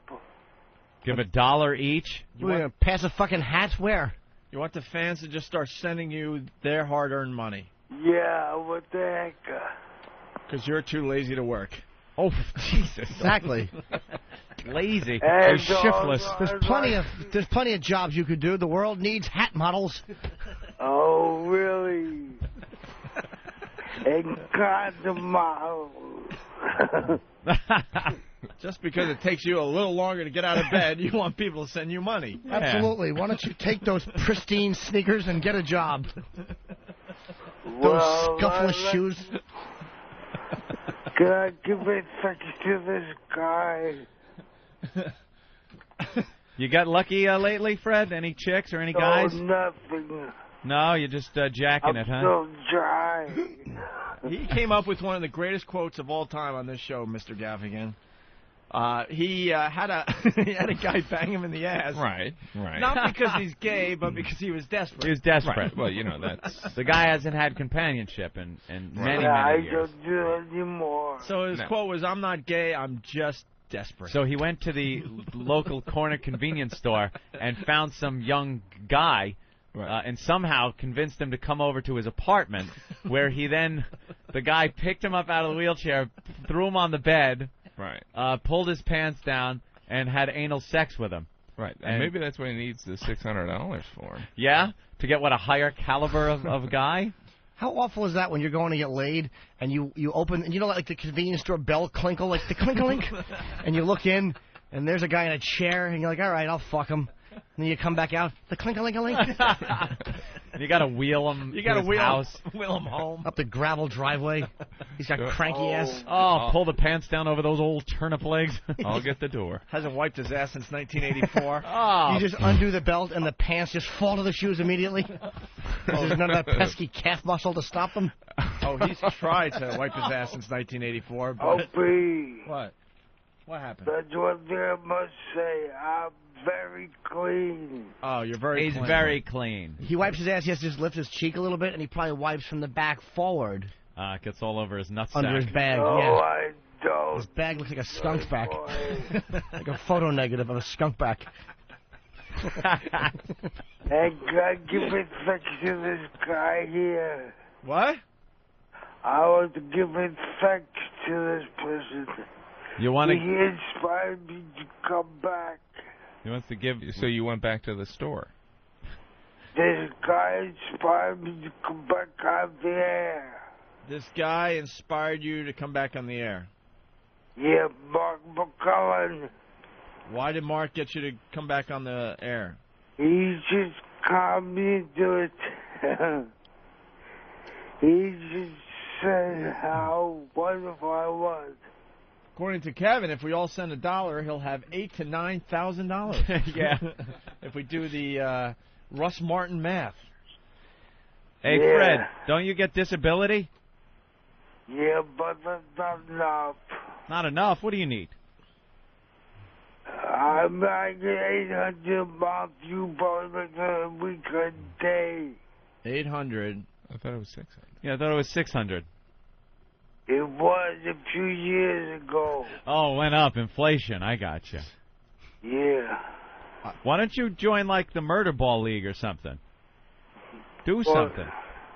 We should get Ben in here because Wheelchair Fred emails everyone basically saying he's not going to do the show anymore unless he gets paid.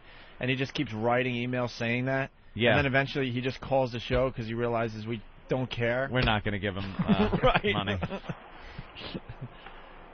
Fred, you would just spend the money and then you would need more money. Of course.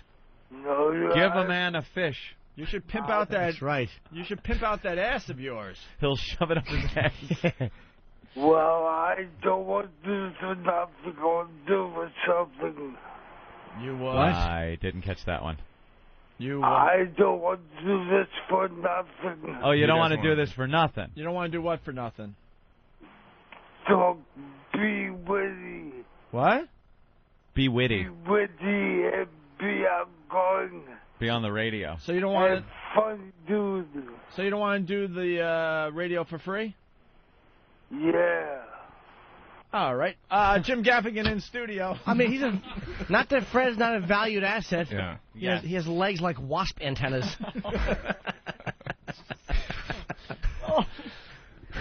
I guess that's the end of Wheelchair Fred. That's it. He told us. Bye. It's like my brain hurts. I'm trying to understand. Yeah. Yeah, you got to learn how to speak, Fred. You kind of do get used to it after a while, and you can pick out words and stuff. But he wants money. He wants money for his contributions. Amazing. $600. What kind of... Imagine sending in a requisition for $600 to XM. for Fred. 1 dildo up ass. 600 clams. Yeah, I would love to send in that expense report. $19 for parts and $581 for labor. Priceless. Fred's in the union. Yeah. Priceless. He has told some of the greatest stories on this show, though.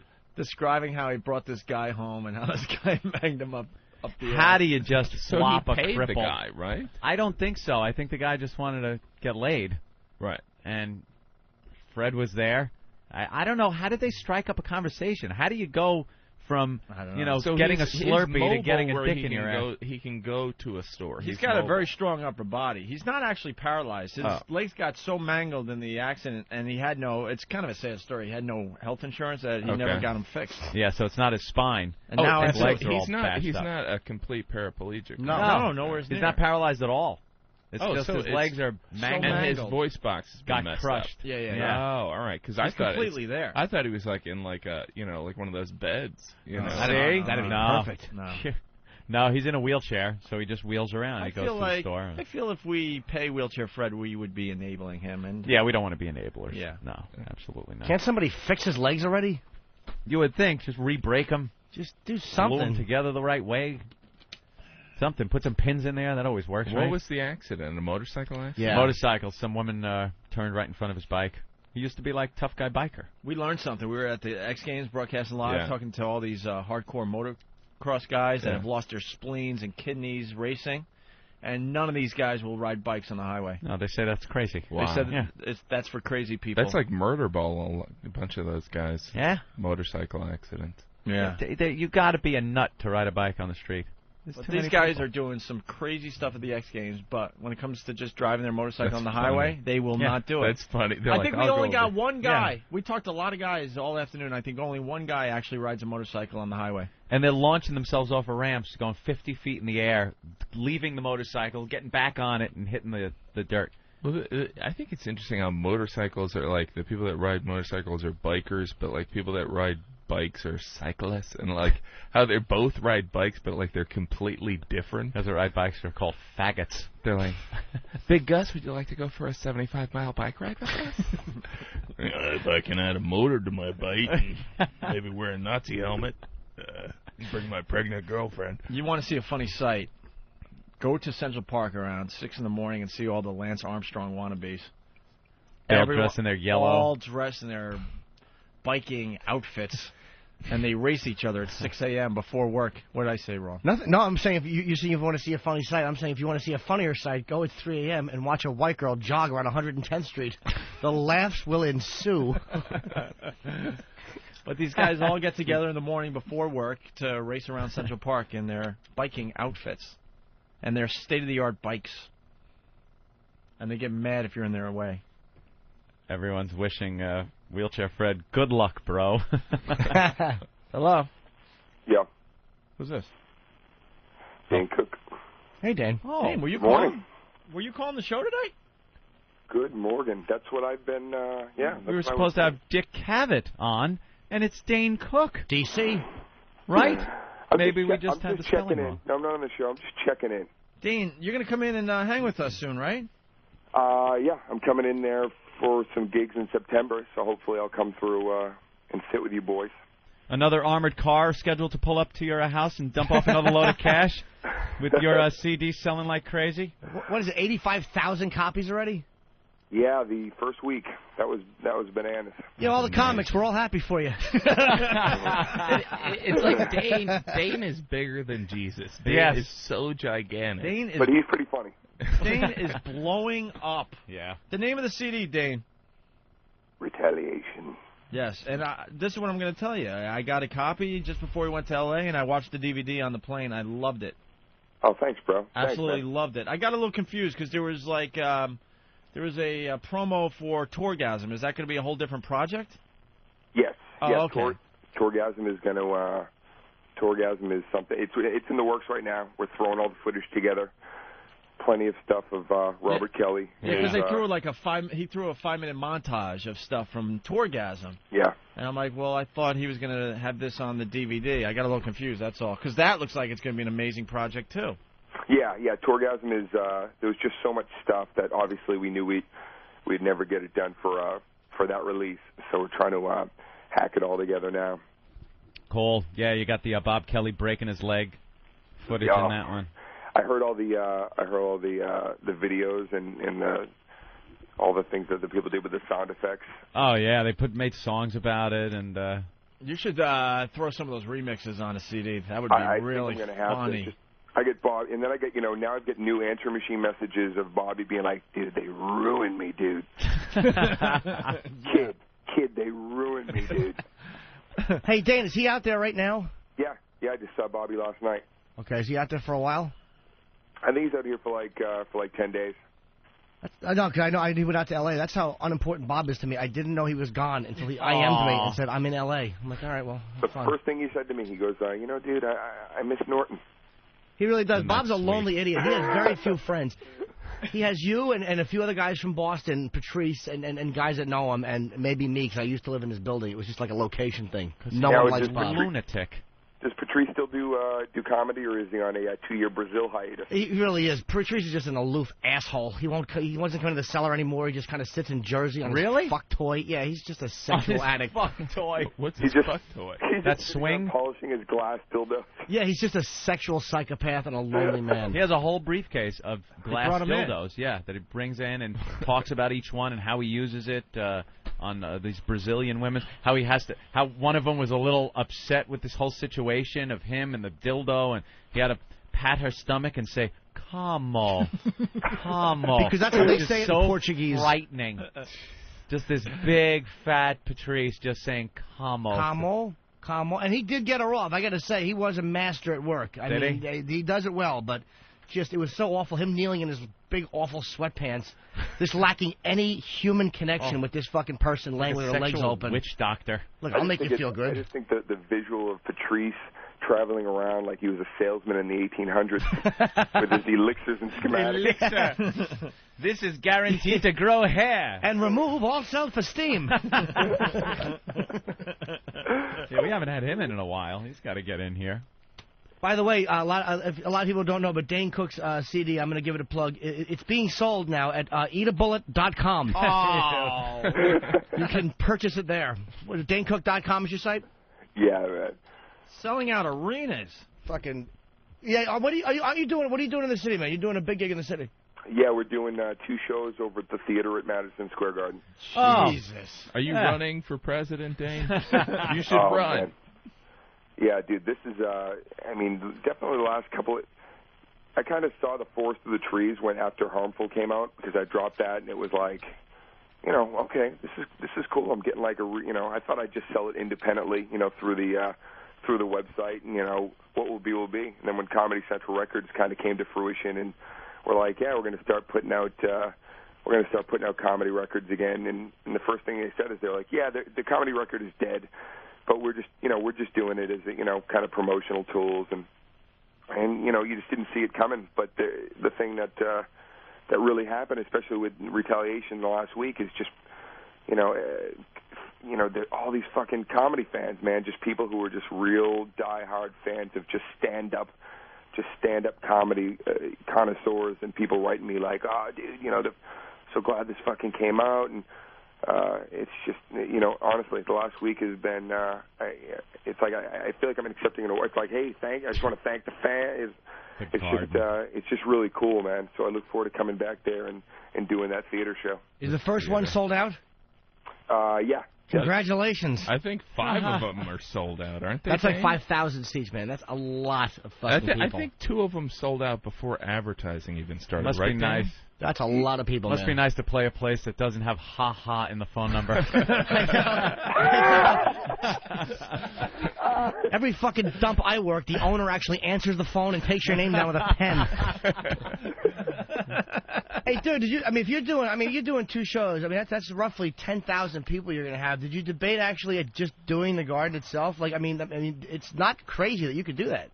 Yeah, I mean, we're definitely, we're going to add a 3rd one, and it's just, we did actually look into can we move it next door, because when we did the Torgasm thing, we did a couple of stadium situations that were 10,000 plus.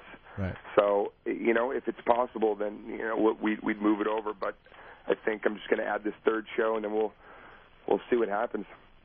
When is the exact date? Those are 15th and 16th of Sept. Okay. So you're going to come in and hang with us, right, Dane? Yeah. Oh, yeah. I definitely. I'd love to be in there. Well, we should play a track off your CD. What do you suggest? Play the Super Bleeder. Super Bleeder. It's a quick track. Track 3. All right, cool. We'll do that. All right. We got Jim Gaffigan in the studio, so we're going to let you go. We're going to have you in studio soon, though, right? Fellas, I would love to swing by there and hang with the boys when I come through town. Awesome. It's Dane Cook. The CD's Retaliation, selling like hotcakes. Like hotcakes, Opie? And it actually comes with a bonus hot cake. Yeah, that would be syrup. funny. Pour some syrup on it. All right, Dane. We're going to go to break with this track, and we'll see you soon, all right? You got it, guys. Same, Thanks a lot. Dane Cook, everyone. We laugh, but we love violence in this country. We like violence. We have those little violent tendencies. I'm not the only person. I know you're like me. When you see somebody walking down the street wearing a Superman T-shirt, you just want to shoot them in the chest. When they start to bleed, go, I guess not. Don't wear the shirt. Wear a shirt that says, I bleed if you shoot me in the chest plate, and I will not shoot you in the chest plate. Super bleeder. I called him Super bleeder.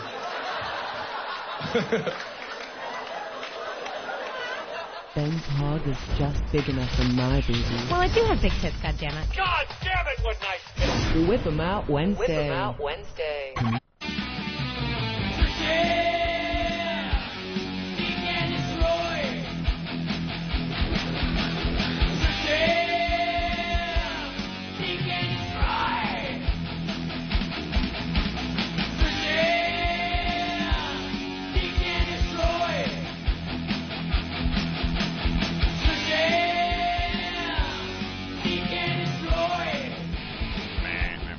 Is that true, Dane? The first to break the top 5 on the Billboard 200 with a comedy album since Steve Martin with A Wild and Crazy Guy? Ooh. Yeah? How about that? Hi, we're back. Yeah. Got Jim Gaffigan in studio. Little Jimmy Norton. And Opie. There he is. I'm barely here today. What's the problem? Your neck, right? Oh, my God. My neck. Oh I my was God. injured exercising, waiting for Charlie in the shuttle. She's had some other line today. Like, oh, I'm so happy he's back, and never again. I'm not going through this anymore. Her son's an astronaut, the guy up on the shuttle. And she's the mother from Queens. Yeah. And she is now saying, no, you are not allowed to do any more astronauting. I worry too much. The news had her on every day just talking about, I'm very worried. And she talked like that guy from the Jerky Boys. Very worried indeed. I just want him back here on Earth, not up in that flying tin can space shuttle. Some infernal machine. Here's he could get injured. Here's actual audio of her. He's very, very sure that everything is fine. He was very happy, and he said everything is great. And we expect him back next Monday. We expect him back. like she's got to fill the world in on when the shuttle's supposed to come back. Right. We expect him back Monday. I have spaghetti and meatballs for him when he gets home. And he's got to help his father with the lawn. She sounds like Susie Essman, a character of hers. Yeah, she was the news's darling. They loved her. All right, Anthony, we got more audio from the Marco and Aaron show. Everyone's looking for the golden ticket. That's right. We have golden tickets to give away, Jim. Yeah. We're gonna save a bunch of shows from commercial radio. Yeah. And we're gonna bring them to satellite radio. We gave out the first golden ticket to our pals Ron and Fez. Ron and Fez. And they debut September 12th on 202. And other people starting to catch on, and they're sending in their shows for us to listen. To listen to and see if they are worthy of a golden ticket. Of a golden ticket. Or the fucko list. Yeah, we have a fucko list, too. What happens to the fucko list? They're just on it, never to be given a golden ticket and the opportunity to be on satellite radio. It's like, here's your list, fucko. That's right. Use real harsh words here. Those people have to just rot. Yep. On commercial radio. So we listened to the Marco and Aaron show earlier.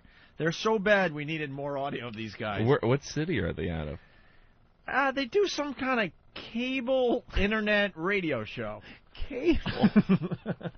How do you get cable radio? First of all, you need Comcast cable, and then they have some kind of internet section that does radio shows. If you're there and you have the opportunity to see the radio with pictures, which is television, right. Why are you then using... I just don't get it. Oh, my God. Whoa! Oh my God. Our children look different. Please don't see how I stare. truly feel about it. And your family loves you for you. Son Maury. High school was rough for you? No. Up until like the middle of my senior year, it was hard.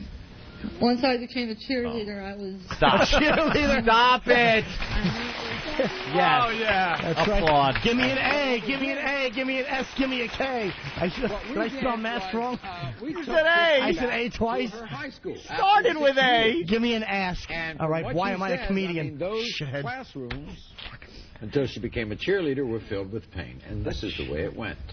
Here we go. Yeah. I hadn't set foot in this high school since my senior year. It's a nice body.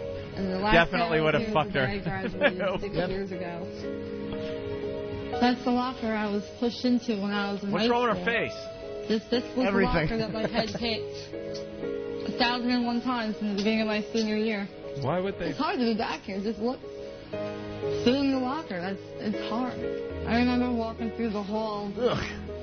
What are they blurring out? Her Is her nipple popping out? It's not Halloween. blur it out? God. The one redeeming part of her, they block it. That would kill me. This room brings back so many memories. The bathroom. Wow. Yeah, her nipples This was the totally school. popping through that shirt. This is where I hid. Is that from an accident?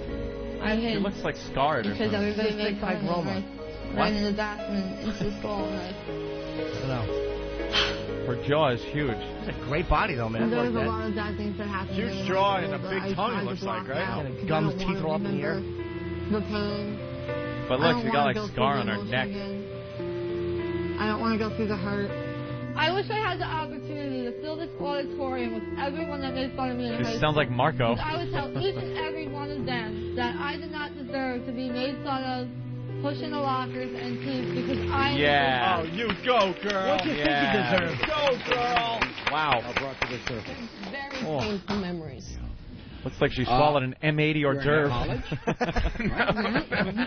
What is the point of this show?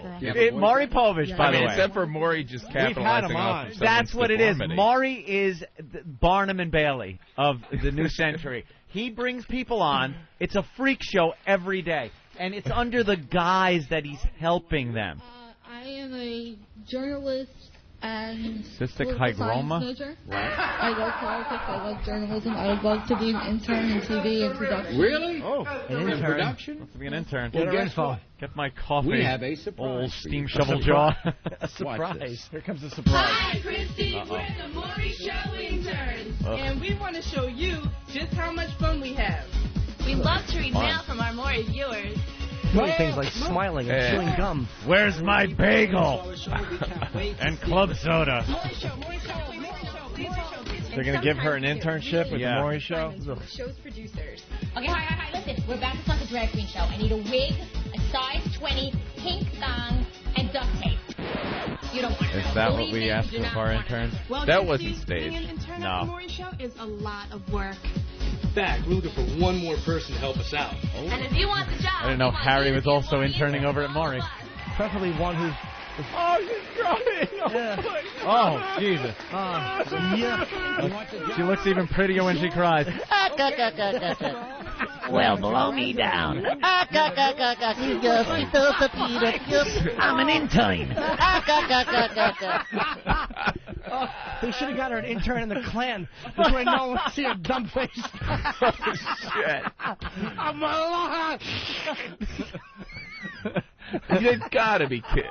It's It's like she said, she goes, I want to be a journalist. And they're like, Oh my God, she got no arms. This one, next one. It's the Maury Freak Show. You don't have any arms. I've instilled in Diamond that there's nothing under the sun she can't do.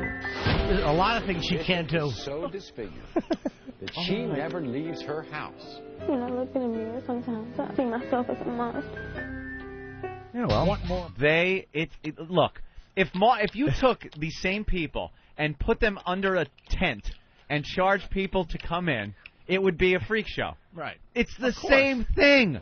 He's just parading these freaks around on his stage. The island of Dr. Maury. I love how on Oprah gives these real gifts, and then Maury just hires them with free jobs. Yeah. Now you can like to work for me for free. For nothing, sweetheart. Get me my coffee. I'd like to be a journalist. You could work for me. Getting my coffee. Holy like Maury. How about a dribble cup? 1 cup of coffee. Coming up. To the big jaw and one eye is shut. Really looks like Where's me pipes? Give me some spinach. Horrid. Oh, that's what she looks like. Oh, and old No Arms is coming on next. Great. That's great. We're supposed to sit here and not laugh? I know. Jesus. Well, No Arms, what's your story? Well, I've been raped 445 times.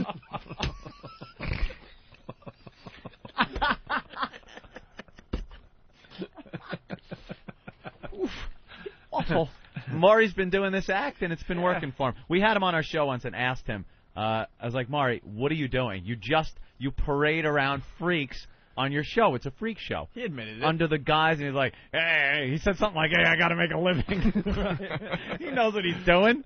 He doesn't have... You think he cares about this woman? You think he hangs out with the Pejoria kids after the taping? Yeah, that's it. Maury, you said you were going to set up a whole softball team for us kids with progeria. Get away from me, you little fucker. You give me the creeps. We're done with you. He hid them in his office once. He had these little progeria kids, and they were real little. And as a gag, he had one in his trash can. No, he did. Yes, he did. One in his drawer. shelf. And he's like, where's Mindy? Where's Mindy? And he'd go, is she in here? To show how little they are. And he'd open up his drawer, desk drawer. Hi, Maury. And this alien, this thing that was dropped off from a fucking spaceship, is in his drawer. And then he's like, where's Billy? Billy, I hear you. I don't see you. I'm in the trash can, Maury. He's in the fucking garbage can. In the garbage can. How funny it would be if one of the workers just dumped it out in the big bin and rolled him into the dumpster, compacted him with the rest of the trash. On the shelf? Yeah, and one was sitting on the shelf like a bookend. Like a bookend. Where's little Shelley? Here I am, Maury. That's right. Right behind the Da Vinci Code. Why? You're not doing that to help people. It's a freak show. Look how tiny this is. Look how tiny this little person And he is. acts like he cares, but then the show's over, and I think he's kicking him to the curb. I'm out of here. How perfect that garbage can was. Just get all 5 of them in there. Oh, my God. That's the biggest laugh I've had in a long time. Leave it for the foreigner to take out. Tie up the bag. Hey, wait, we're in here. The Pejoria kids are classic, though. They want to just be like regular kids. Yeah. Now, you're 8 years old, aren't you? You're just like any other 8-year-old boy, but you're in the body of a 68-year-old man. That's right, Maury. I like playing ball. You know, go out there, swing the bat a little bit. Anything that a normal kid does. Normal kid that looks like he was born in Chernobyl and grew up on 3 Mile Island and now live in Love Canal. 70s reference. I like it. Oh, please. And it's, look at what it is. Our children look different. Please don't stare. Yeah, because if you stare, it's one person looking at you as opposed to a few million on television. Because she contacted us about somebody very special in her Very life. special. And this person is her 14-year-old She had a big contact. sister, This one Diamond. can't pick up the phone. Because Diamond was born with no arms. But it doesn't stop this young teen from living a normal life like other girls. Less normal her is doing age. cartwheels. Now, let me tell you, it was Normal no life without coincidence dates. that Diamond was named after a precious stone. She Listen. was? When I first laid eyes on my daughter Diamond, she was the most beautiful baby you would ever want to see. The name Diamond fit her perfectly. You should have named her Broken Watch because she has no arms. And my parents treated me the same as any other child would be treated. When I was Looks little, like she my was parents blue did screen. everything for me. I remember them throwing the best birthday parties and taking me to see Santa on Christmas and dressing me in Santa, the cutest what do you want? What do you think, Fatso? What do you want besides When not my sister mittens? Deja was born, I was so happy because I had someone to play with. My big sister is special because she helps me do a lot of things and she's my role model. She's nice, she makes me laugh, and even though she doesn't have arms, she doesn't let it get her down. Sometimes I'm sad because she doesn't have arms and she can't do things that I can do. Yeah. But I'm happy because Give her a that's strapless my dress. best friend and I don't know what I'll do But without shoot, her. she's naked. Even though she doesn't have arms, I still love her and I'll be there for her through thick and That was great. That was real good. Delia, are those tears of joy, Yes. happiness? Yes, Maury. Because? It just touches my heart to hear how my younger daughter speaks so highly of her older sister. She's nice. And how much of She a looks inspiration harmless. she is to her. Not only her, but myself. That's right. Yeah. That's right. Let's parade her out here. Let's get that human chaise lounge out here. When they make fun of her, I think it's bad because she's like... Bring on the walking She surfboard. has one disability that she doesn't have any arms, but she's like everyone else. Yes, she is. Yes, she is. Let's bring her out. How does she wipe her crack? Really? How With do her you, feet? a bidet, maybe? Do you scoot Yeah. on the rug? Scoot on. Oh, she's sweet. They showing her sweeping with her feet and ironing. All of them can do that. She goes, oh, Jesus. Oh, Jim's so unimpressed. All of them can do that. Why don't you stand up here and be the big television host and introduce the world to your big sister? She's eating with her Maury Povich. Go ahead, Maury make the Povich has introduction. to be part Satan. He absolutely is the worst man ever. Just, Here she comes, ladies and gentlemen. All right. Wow. She looks like she's cold all the time. It She does absolutely look blue screened. You're right. You want to hug your little sister? Hug your little sister. Exactly. Just put your face awkwardly in hers. You said you want to hug your little sister. Yeah, She's you got do. no fucking arms, Maury. What'd you think of that? What'd you think of your little sister? I think that she's just wonderful. Your sister talks about she doesn't want anybody treating you any different than anybody else. Do you ever get sad? Jesus, about I'm a rapper. The way If you are? don't want me to touch your tits, slap my hand away. Exactly. Does it bother you that when you lift your head, candy falls out of your neck? We who are meeting you for the first time and see the way you are, we're saying to ourselves, remember what a day is like in the life of Diamond. So we went to her home. Of course you did. And we watched Diamond go through the day. And Because this is what it was part of like. a freak show is watching the freaks Even though do Diamond an act. has no arms, she begins her day just like everyone else. No. When I wake up I don't in the shut off morning, my alarm I get clock up, with my go to foot. bed, I come into the bathroom, Use my brush cock. teeth. It may not be with my real hands, but Brushing I her my teeth feet with my her hands, feet. and it all gets done the same way. Right. Like many teen girls her age, Diamond likes to look her best. And that means doing all she can to look good. Put in an earring with her Until foot. Diamond needs help from her sister to complete her overall look. I like helping my sister get ready to go to school in the morning, and I love her, and I'll do anything for her. What is she doing? She's taking a dump at school. Yeah. Determined to live a normal life, Diamond Oh my goes God, about she's the up house, on the counter trying to making do peanut most butter and things jelly with her feet. So when With she her feels feet. hungry, she makes herself at home in the kitchen and fixes lunch. But don't underestimate this amazing She's chef. cooking with pots and pans on the stove with her feet. This young lady can whip up a hot She's meal making mush and cuticles. Anybody want some? Like everyone else, they know that I can do almost everything Oh. that they do. Yeah. So to them, it's no different. I'll have some of the athlete's corn. We'll be right back after Right. this. Waiter, there's a sock in my soup. So distinguished. Oh, is that horrid? Oh, God, I feel like I gotta take a shower. Isn't that watching horrible? Wow. You know, we make no illusions as to what we're here for. Yeah. And where we're headed. We're trash and we Maury know it. is more It's despicable like than... T-ball for you guys. Yeah, I mean, come on. Just tee it up. Maury is actually under the guise of helping these people. Oh, Let's show her doing things. Show her brushing her teeth you guys with her want feet. some more of this? Yeah. How much footage you got? Hug your Tape sister. more. Make her do things with her feet. Make her eat with her feet. I don't care if she doesn't really do it. We can do the peanut butter sandwich. How about something hot? Cook something in the pot. Just stir around some mush. Grab a meatball, you little jig. This isn't good for the ratings.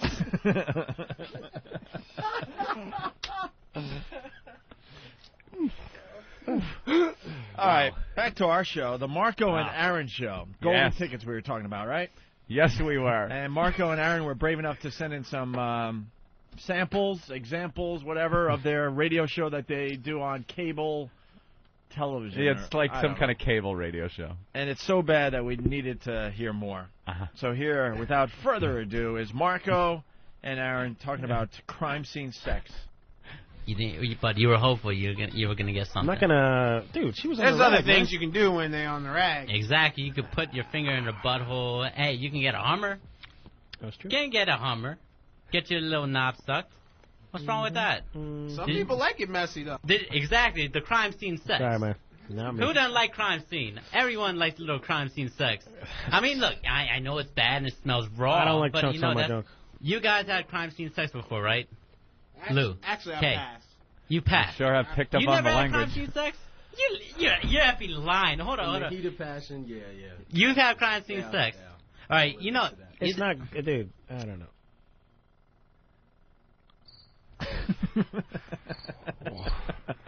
Wow, that is exceptionally bad. Wow. That poor girl. I can't stop thinking about her. Oh, I know. People keep throwing dishes on her because they think she's an armless war.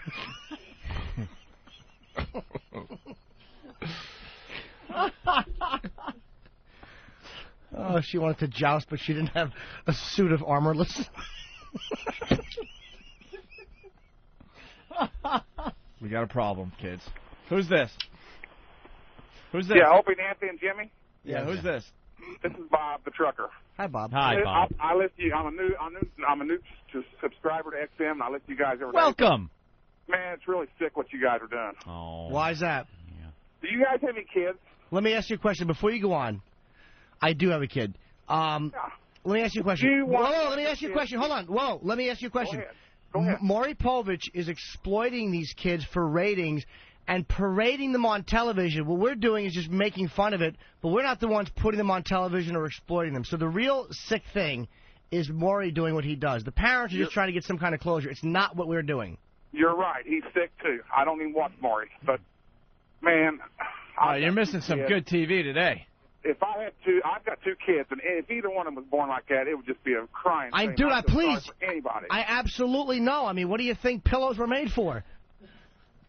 It's just, you guys can find something else to make fun of. I mean, that's real bad. So we're not making fun of old golf tee.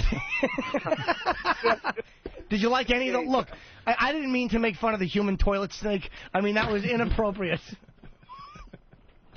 All right. Hey, what goes around comes around, guys. No, it doesn't. Really? What did Dana Reeves do besides care for her husband and then get fucking lung cancer? Yeah. What goes around comes around? Does it really? So where's her act of kindness from somebody? Where? She's not dead yet. Don't bury her yet. Well, what has her kid Will done? His father couldn't hug him for 10 years, and his mother now has lung cancer. What goes around comes around? Does it really? Yes, it does. So explain that to me. Yet. Give her a chance. Explain that to me. Why they should have to deal with this. It's idiotic what you're saying, dude. There's no such thing as karma or any of that shit when you're joking about stuff. Karma chameleon. Oh, yeah, well, that cheers everybody up. And we've made a lot of people's lives a lot happier. So where's that karma? That's right. Where's that karma? Where is it? That's right. Where the hell is it? And I lied. I don't have any kids. I just wanted you to shut up for a second. I hate kids. Well, I hope if you do have kids. It's just a little bit of armless humor. Wait, the other one's up there. I didn't want to go to this again, but since he called, I think we're obligated. What is this one? Her condition is so disfigured. What goes around comes around. Unless it's a boomerang, then you can't catch it. Without covering her entire body, she actually feels that she is too ugly to leave her home. Now she's raises a point. backstage, Wow. And in just a few minutes, we're going to ask her to come out here. I think in this case, she's So pretty accurate. she can be in front of a public audience. My gosh, we're talking to her mother, Janice. How long has it been since she's been out in public without covering herself up? Well, it's been a many years, long time now. She's got I stopped counting. quite a skin It condition happened there. when she was 12, and now she's 22. Looks like she should be in a Tim So at Burton least film. 10 years. Yeah. She comes. It's a new thing called yuccoderma. But she covers herself up. Yeah, in the summertime. Because of I told her not to swim in the Exxon station. You're not embarrassed, are you? About her? No, I'm not embarrassed about her. I just feel so sad and so sorry. Sad. Really, you're not? Your fucking womb did that, stupid. You should be embarrassed. Close it. I want to tell you. I want to go back there. Shut and it. see her. I'm going to bring her out here.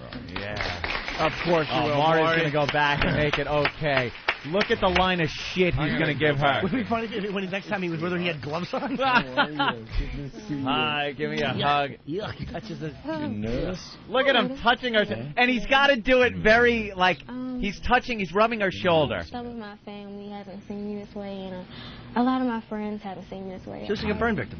Yeah, that's all big, peeling, white spots all over In the her. audience. Look like she got the vitiligo. Last night, we asked Laura in a very private moment what it was like to be 22 years old and look so different than anybody else. Different. Watch. When I was 11 years old, this came out of the blue. Out of the blue! All of a sudden, like a wildfire spread. Oh! What does it cause from? My hands started to close. I don't know. Then my arms, then my legs started to get worse. It's hard for me to walk sometimes. Jesus. When I look in the mirror sometimes, I see myself as a monster. Sometimes I worry that no one will be able to accept me for who I am and love me. That's sad. Who I am. That's right. Inside. Some days I feel alone. The hardest part for me is I had to finally stop sleeping in the crock pot. seeing my mom hurt. Because there's nothing that she can do to help me. I mean, if I had a cold, she can give me cough medicine. But She this is could something baste you. that Barbecued she chicken feels skin. helpless, and I do too sometimes. That's the one thing that I want people to know about me is that I'm a good person. Inside. That's about what they think of me on the outside.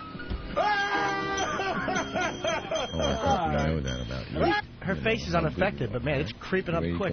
Yeah. You take my hand? I just see the pitch meeting where like Maury's like, all right, what do we got? We Yeah, got a what? woman with no arms. Everyone? We got a woman. He goes, she's not Not messed up good enough. enough. Not the clincher. Yeah, definitely.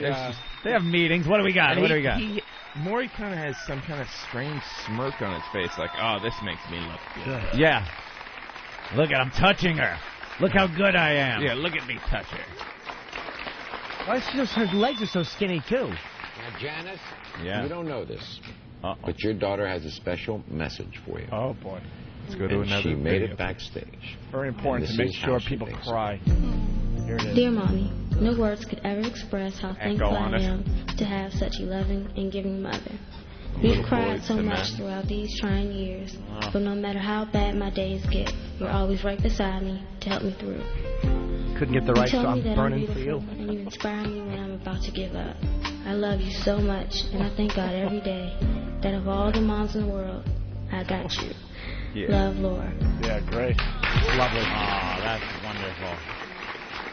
I love you, baby. Anything you I want to tell sometimes your daughter? look at this and I wonder if these kids even want to be on this show. Like the I mom's know. like, we're going to New York. Yeah, we're going on Maury. I Now, don't let's want talk to do about that. your future. Do you Because have in an idea between, about your during career? commercials, they put up this sign that you wanna says, do? if your child has a debilitating disease or Because something I that know we can you laugh at, love art. call You love Maury. art a lot. Wow. And everybody's going to say, but if you like to draw, how do you? Oh, how stop. do you That was handle awful. What, with that your- awful dumb angel No she problem? No problem. No problem painting? No problem. Thank you All so her paintings have much. really nice You hot got it. chicks in them. Yeah.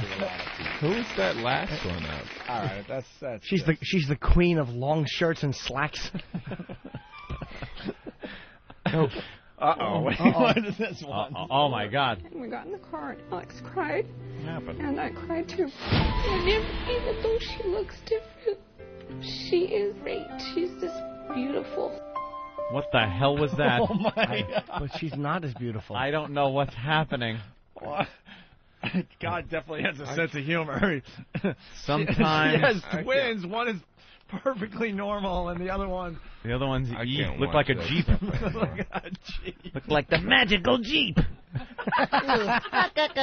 Come here, Jeeps. All right, back to the Marco and Aaron show. Ah, right. Crime scene sex part 2. These guys trying to get a golden ticket. Now, what do they mean by crime? Crime scene yeah, you have sex with the girl when she's on her period. There, Jim. All right. Crime scene. You know, Crime the bed scene sex. looks like perhaps it should have police around it and the yellow tape. Okay. Smells like copper. Somebody spilled cherry jubilee in my bed.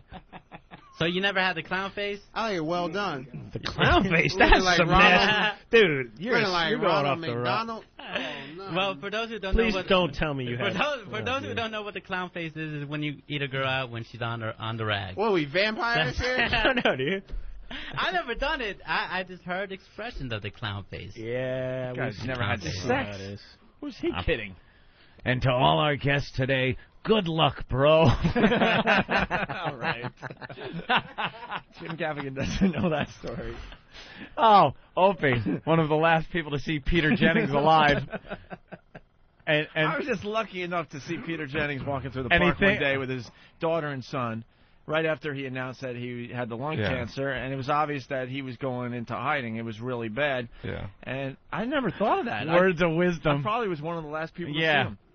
And I saw him coming, and and I knew I had to say something, and I had a lot of time to think. I saw him slowly walking toward me, and the best I could come up with was good luck, bro. Good luck, bro. Something you'd tell your buddy, the comic, before he goes out on stage or something. Good luck, bro. That's amazing. That's an exact Good quote. luck, bro. And the sad part is, it Bro. wasn't like he just popped out of nowhere and you knew you had to say it. I had time to figure something out. Yeah. Let me think what he would want to hear. He would probably want to be referred to as bro. Bro. Luck. You could use some luck. Good luck. Good Keep luck. Keep it real. Keep it real, bro. Back to the Marco and Aaron show, Crime Scene Sex Part 3. It's bad enough that you can't have sex for 3 days. No, you can, though. See, that's the thing. You That's gotta the be best equal time- opportunity, man. No, that's the best time you can have sex with a girl because she's on the rag. You can spew all over it because it's that's just not gonna flow true. down. That's not true. Yes, it is. It's like mixing colors. You know, like yellow and green makes what? What does that make? Orange. Strawberry Exactly. shortcake? Your junk looks like a Cheeto after you come inside it or something? No, it just looks. Look, because you got the white and the red, and it mixes around. It's like an orange. Let me talk to a man that's had crime scene sex. Lou. All right, hold on. No. Wow. I don't even know what they're talking about. I can't even take it with his speech impediment. Bob from Chicago says, "Hey, leave old Peel and Eat alone."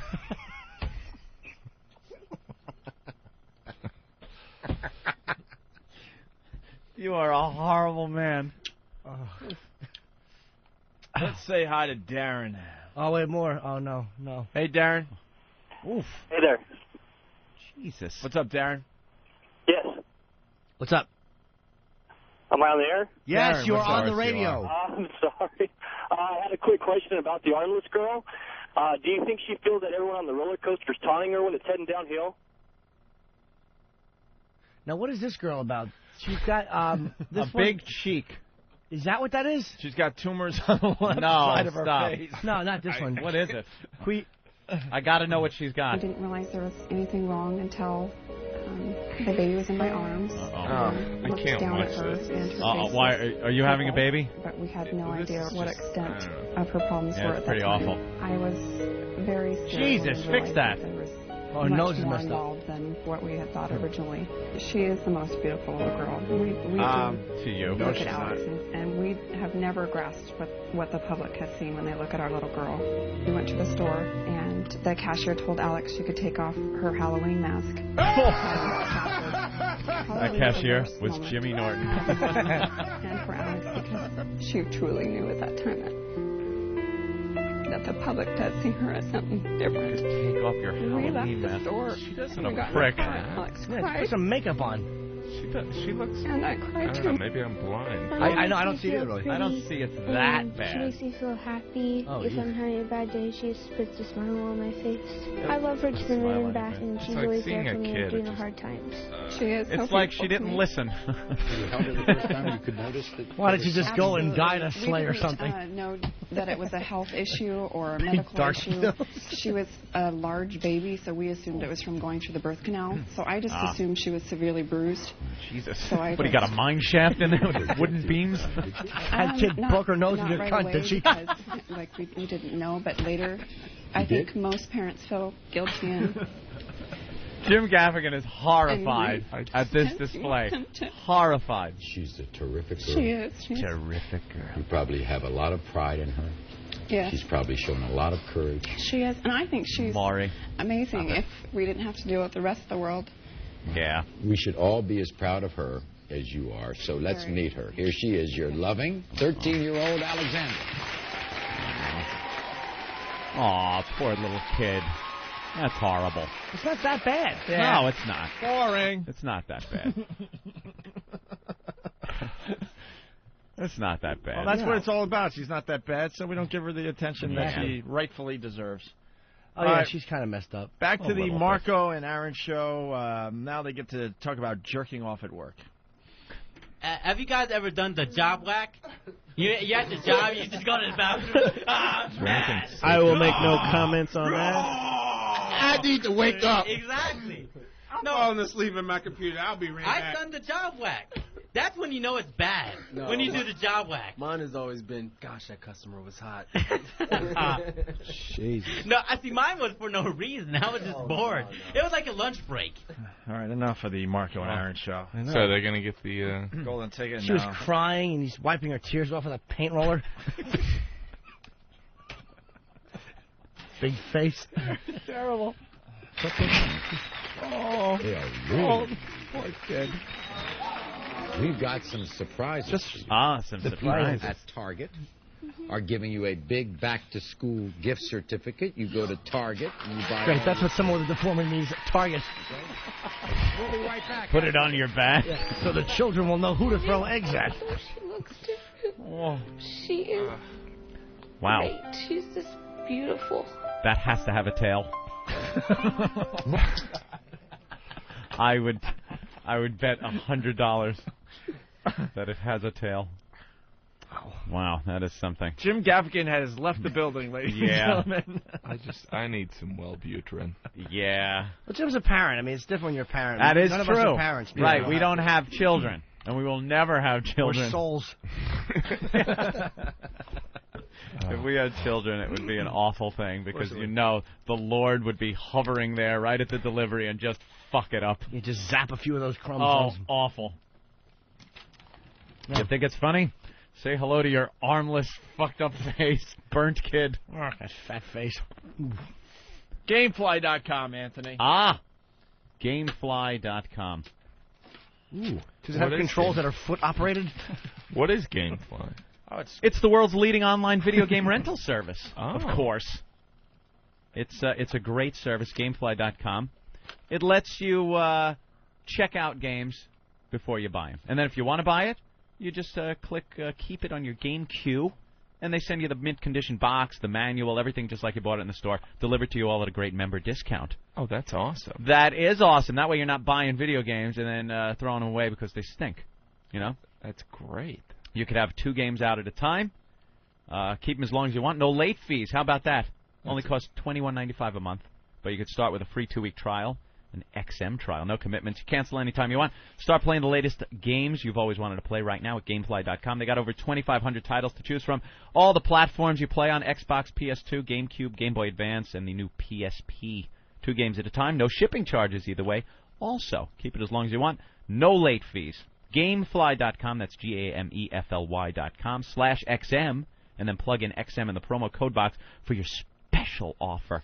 That's a special offer. You are a special offer, aren't you? Gamefly.com. Very good, Anthony. Did you guys see the story about the man jailed for molesting a sleeping woman on plane? Jesus. That's a bold move, man. That is a ballsy-ass move. There's no running from the scene if she's onto you. Well, it goes back to that thing we started a while ago, the perv switch. Yeah. It happens in the dentist chair. Some of these dentists all of a sudden just lose it, and that perv switch gets switched on. But you can't possibly think of the consequences. You can't think, I'm going to throw away all the years of schooling that it took me to become a dentist in this minute. You know, you don't think of that. It's just this primal, gotta touch the tits! Right. Like, it just hits you where you don't think about anything else. You just got to touch tits or diddle or something because she's so hot next to you.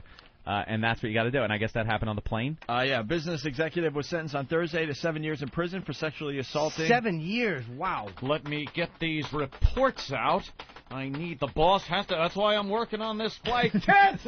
Gotta touch him! What did the You guy just do? lose Was your he mind. in, like, business class or something? It looks like he was in business class, Yeah. Mr. Gaffigan, yes. 7 years in prison for sexually assaulting a sleeping woman seated next to him on a Delta Airlines flight from Dallas to Boston. A statement from the U.S. Attorney for Massachusetts said that on April 5th, Deepak Shahagardar, 55, laid a blanket over the 22-year-old woman who was returning from a vacation.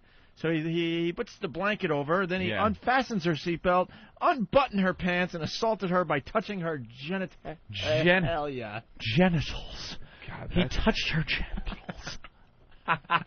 Wow. That takes some guts. That is a ballsy That's move insane. on a plane. But there were Secret Service agents on the plane. What? And they said skin cells taken from Shahagardar. an Arizona man whom authorities said did not know the woman showed a significant quantity of the victim's DNA was present on his hands. Wow, he was really just digging in with both hands. He got knuckle How deep. out was that lady? Really? Unbuckled her belt, undid her slacks. He just pulled her pantyhose down, drove a few fingers what were in. the flight attendants doing? Yeah. Can I get you some coffee or a condom or some rubber gloves? That's something. Wow. What excuse do you have? Just lost his mind. I dropped my fork and I thought it fell on her pussy. So I roughly reached, because he must have just reached his hand in there and went, she went, yeah, stop. Big mitts. Both of them. The woman immediately pulled Jahagardar's hand from her pants and fled to the rear of the aircraft, where she reported the assault to the flight crew. Let's say hi to John. What's up, John? Hi, John. Hey, not the heart, but when Maury has these deformed kids, they always interview the moms, never the dads, because you know the dads will be like, yo, Maury, this sucks. There's no God. My kid's not beautiful. I love him, but this sucks, Maury. It was her womb. Exactly. They never do interview the father. No, the fathers don't want to go on these point, shows. sir. They Good probably point. ran off. What's wrong with this kid? She's pint-sized, but... Yeah, she's 30. She's 30. How are you? How are you okay? Here he goes. Huh? What are your Condescending. favorite things to do? Like to paint. You like What? to paint? Yeah. Great. Now, how about... She has do you have a Turner sister? syndrome. Ike beat her What's over the her head name? a few times too many. Serena. Here's Serena, everybody. Come on out, Serena. The normal one. Yes. Here, now we get the comparison. The fun one will dance and look pretty. Hi, Serena. I'm sure she doesn't hate her sister every single day. That's called your twin was teething on your umbilical cord. Come on over here and sit next to They your dress them in the sister. same outfits. Okay. Jesus. What do you think of your sister? She's a freak. I mean, A I love size her. 0 and a size 4 in the same outfit. I bet, Ariana, you love Serena more than anything else on earth, don't you? No. She isn't You that love bad. dolls, don't you? No. And Ariana, what did you love to do more than anything? You like to paint, don't you? So I have a few treats for you from BigFunToys.com. All right? Here it is. Let's bring it out. Look at all Shit. that. How about getting her some surgery, Look at all that dickhead? stuff. Yeah. Toys. Great. Here's some color forms. Kelly and Allie suffer from a condition called cherubism. I don't think I'm pretty. Cherubism. Did Oh, family my member- God. Oh, Maury was telling her she's pretty, and she goes, I don't think I'm pretty. Cherubism. Oh, Your wow. head is shaped like a pear. Oh, I thought that's when you were born like What Ben does that say Sparks. to a family member? Look like you should be running around with a fucking arrow, shooting people and make them fall in Did a love. family member abuse you physically or sexually? If so, call Maury. That's what... Unbelievable. All right. I don't know if we got anything accomplished today. Oh, sure we did. But we certainly had a good time. We had a lot of laughs today. We had a lot of laughs, Mr. Gaffigan. That was funny. Sorry you had to see that. Let's go to Lips of Cum from Whackbag. They all have nicknames. Yeah, What's his they- name? Mr. Gaffigan. Lips of Cum. Subtle. Is that appetizing or what? Yeah, great. I learned that a fish consists of head, torso, tail. Oh, that's right. See? Yes, no necks on fish. Today we did laughed at learn that. miscarriages and deformed children. We are just shit. Another night of no sleep for me. Another like wide-eyed Staring at the Staring ceiling. at the ceiling. Is this really why you got in this business? Pondering life. Can you picture Richard Pryor doing this? Laughing at deformed children? No. Do you guys realize we just did a radio show where we just watched TV? Well, for a an little hour. bit. Look, this is a hang, man. That's what people do. We don't have That's structure. right. And then the music kicks in. You want news? Read the fucking paper. Go home. Well, what a drudge. Why don't we play What Did We Learn on the Opie and Anthony Show? Prozac from Whackbag. What's up, Prozac? Hello, men. I learned Jimmy fucks at the Saturn Inn. Yes. And that Dr. Martin is available for abortion. Hey, Opie, I hope your neck starts feeling better, my friend. Oh, thank you. Bye-bye. Thank you, sir. Jim Gaffigan, you learn anything today? I learned that watching Maury can really just make me feel like killing myself. Yeah. Maury is despicable. I know we are, but he is just an awful human. We're not carting him out and kissing him. Yeah. Touching him, God forbid. Yeah, there's something wrong with Maury. Yeah. Let's thank Tim from Springfield for stopping by. Tim, great job. He's the winner of the Assault on the Media contest for July, and he got to hang out all day. Did you have fun, Tim? Absolutely. Waited 10 years for this. This is the best. You waited 10 years? Dude, he was 14 when he started listening to us. Wow. In Massachusetts. See, our 14. listeners grow up normal. Did Opie touch you? Let's go to Dan in Ohio. Dan? Hey, what's going on, guys? I learned on the MMA show today, the yellow and green make orange. That's right. Paul in Jersey. Paul, what did you learn on the show today? I learned that if you wash your hands after you piss, you get free chiclets. All right. Let's say hi to George. George, what did you learn on the show? It's terrible when the media exploits bad people. More wheelchair Fred. All right. Ben's raw ass. Hey, guys, I learned that Jim's couch is going to be delivered dented this afternoon. I think so, too. Punch it out. All right. Want to thank Jim Gaffigan for being brave enough to stop by today. Our friend. And you got 10 seconds. You're going to be in Chicago? Chicago, October 8th at the Vic Theater for a Comedy Central special. Ticketmaster, get tickets. That's great, man.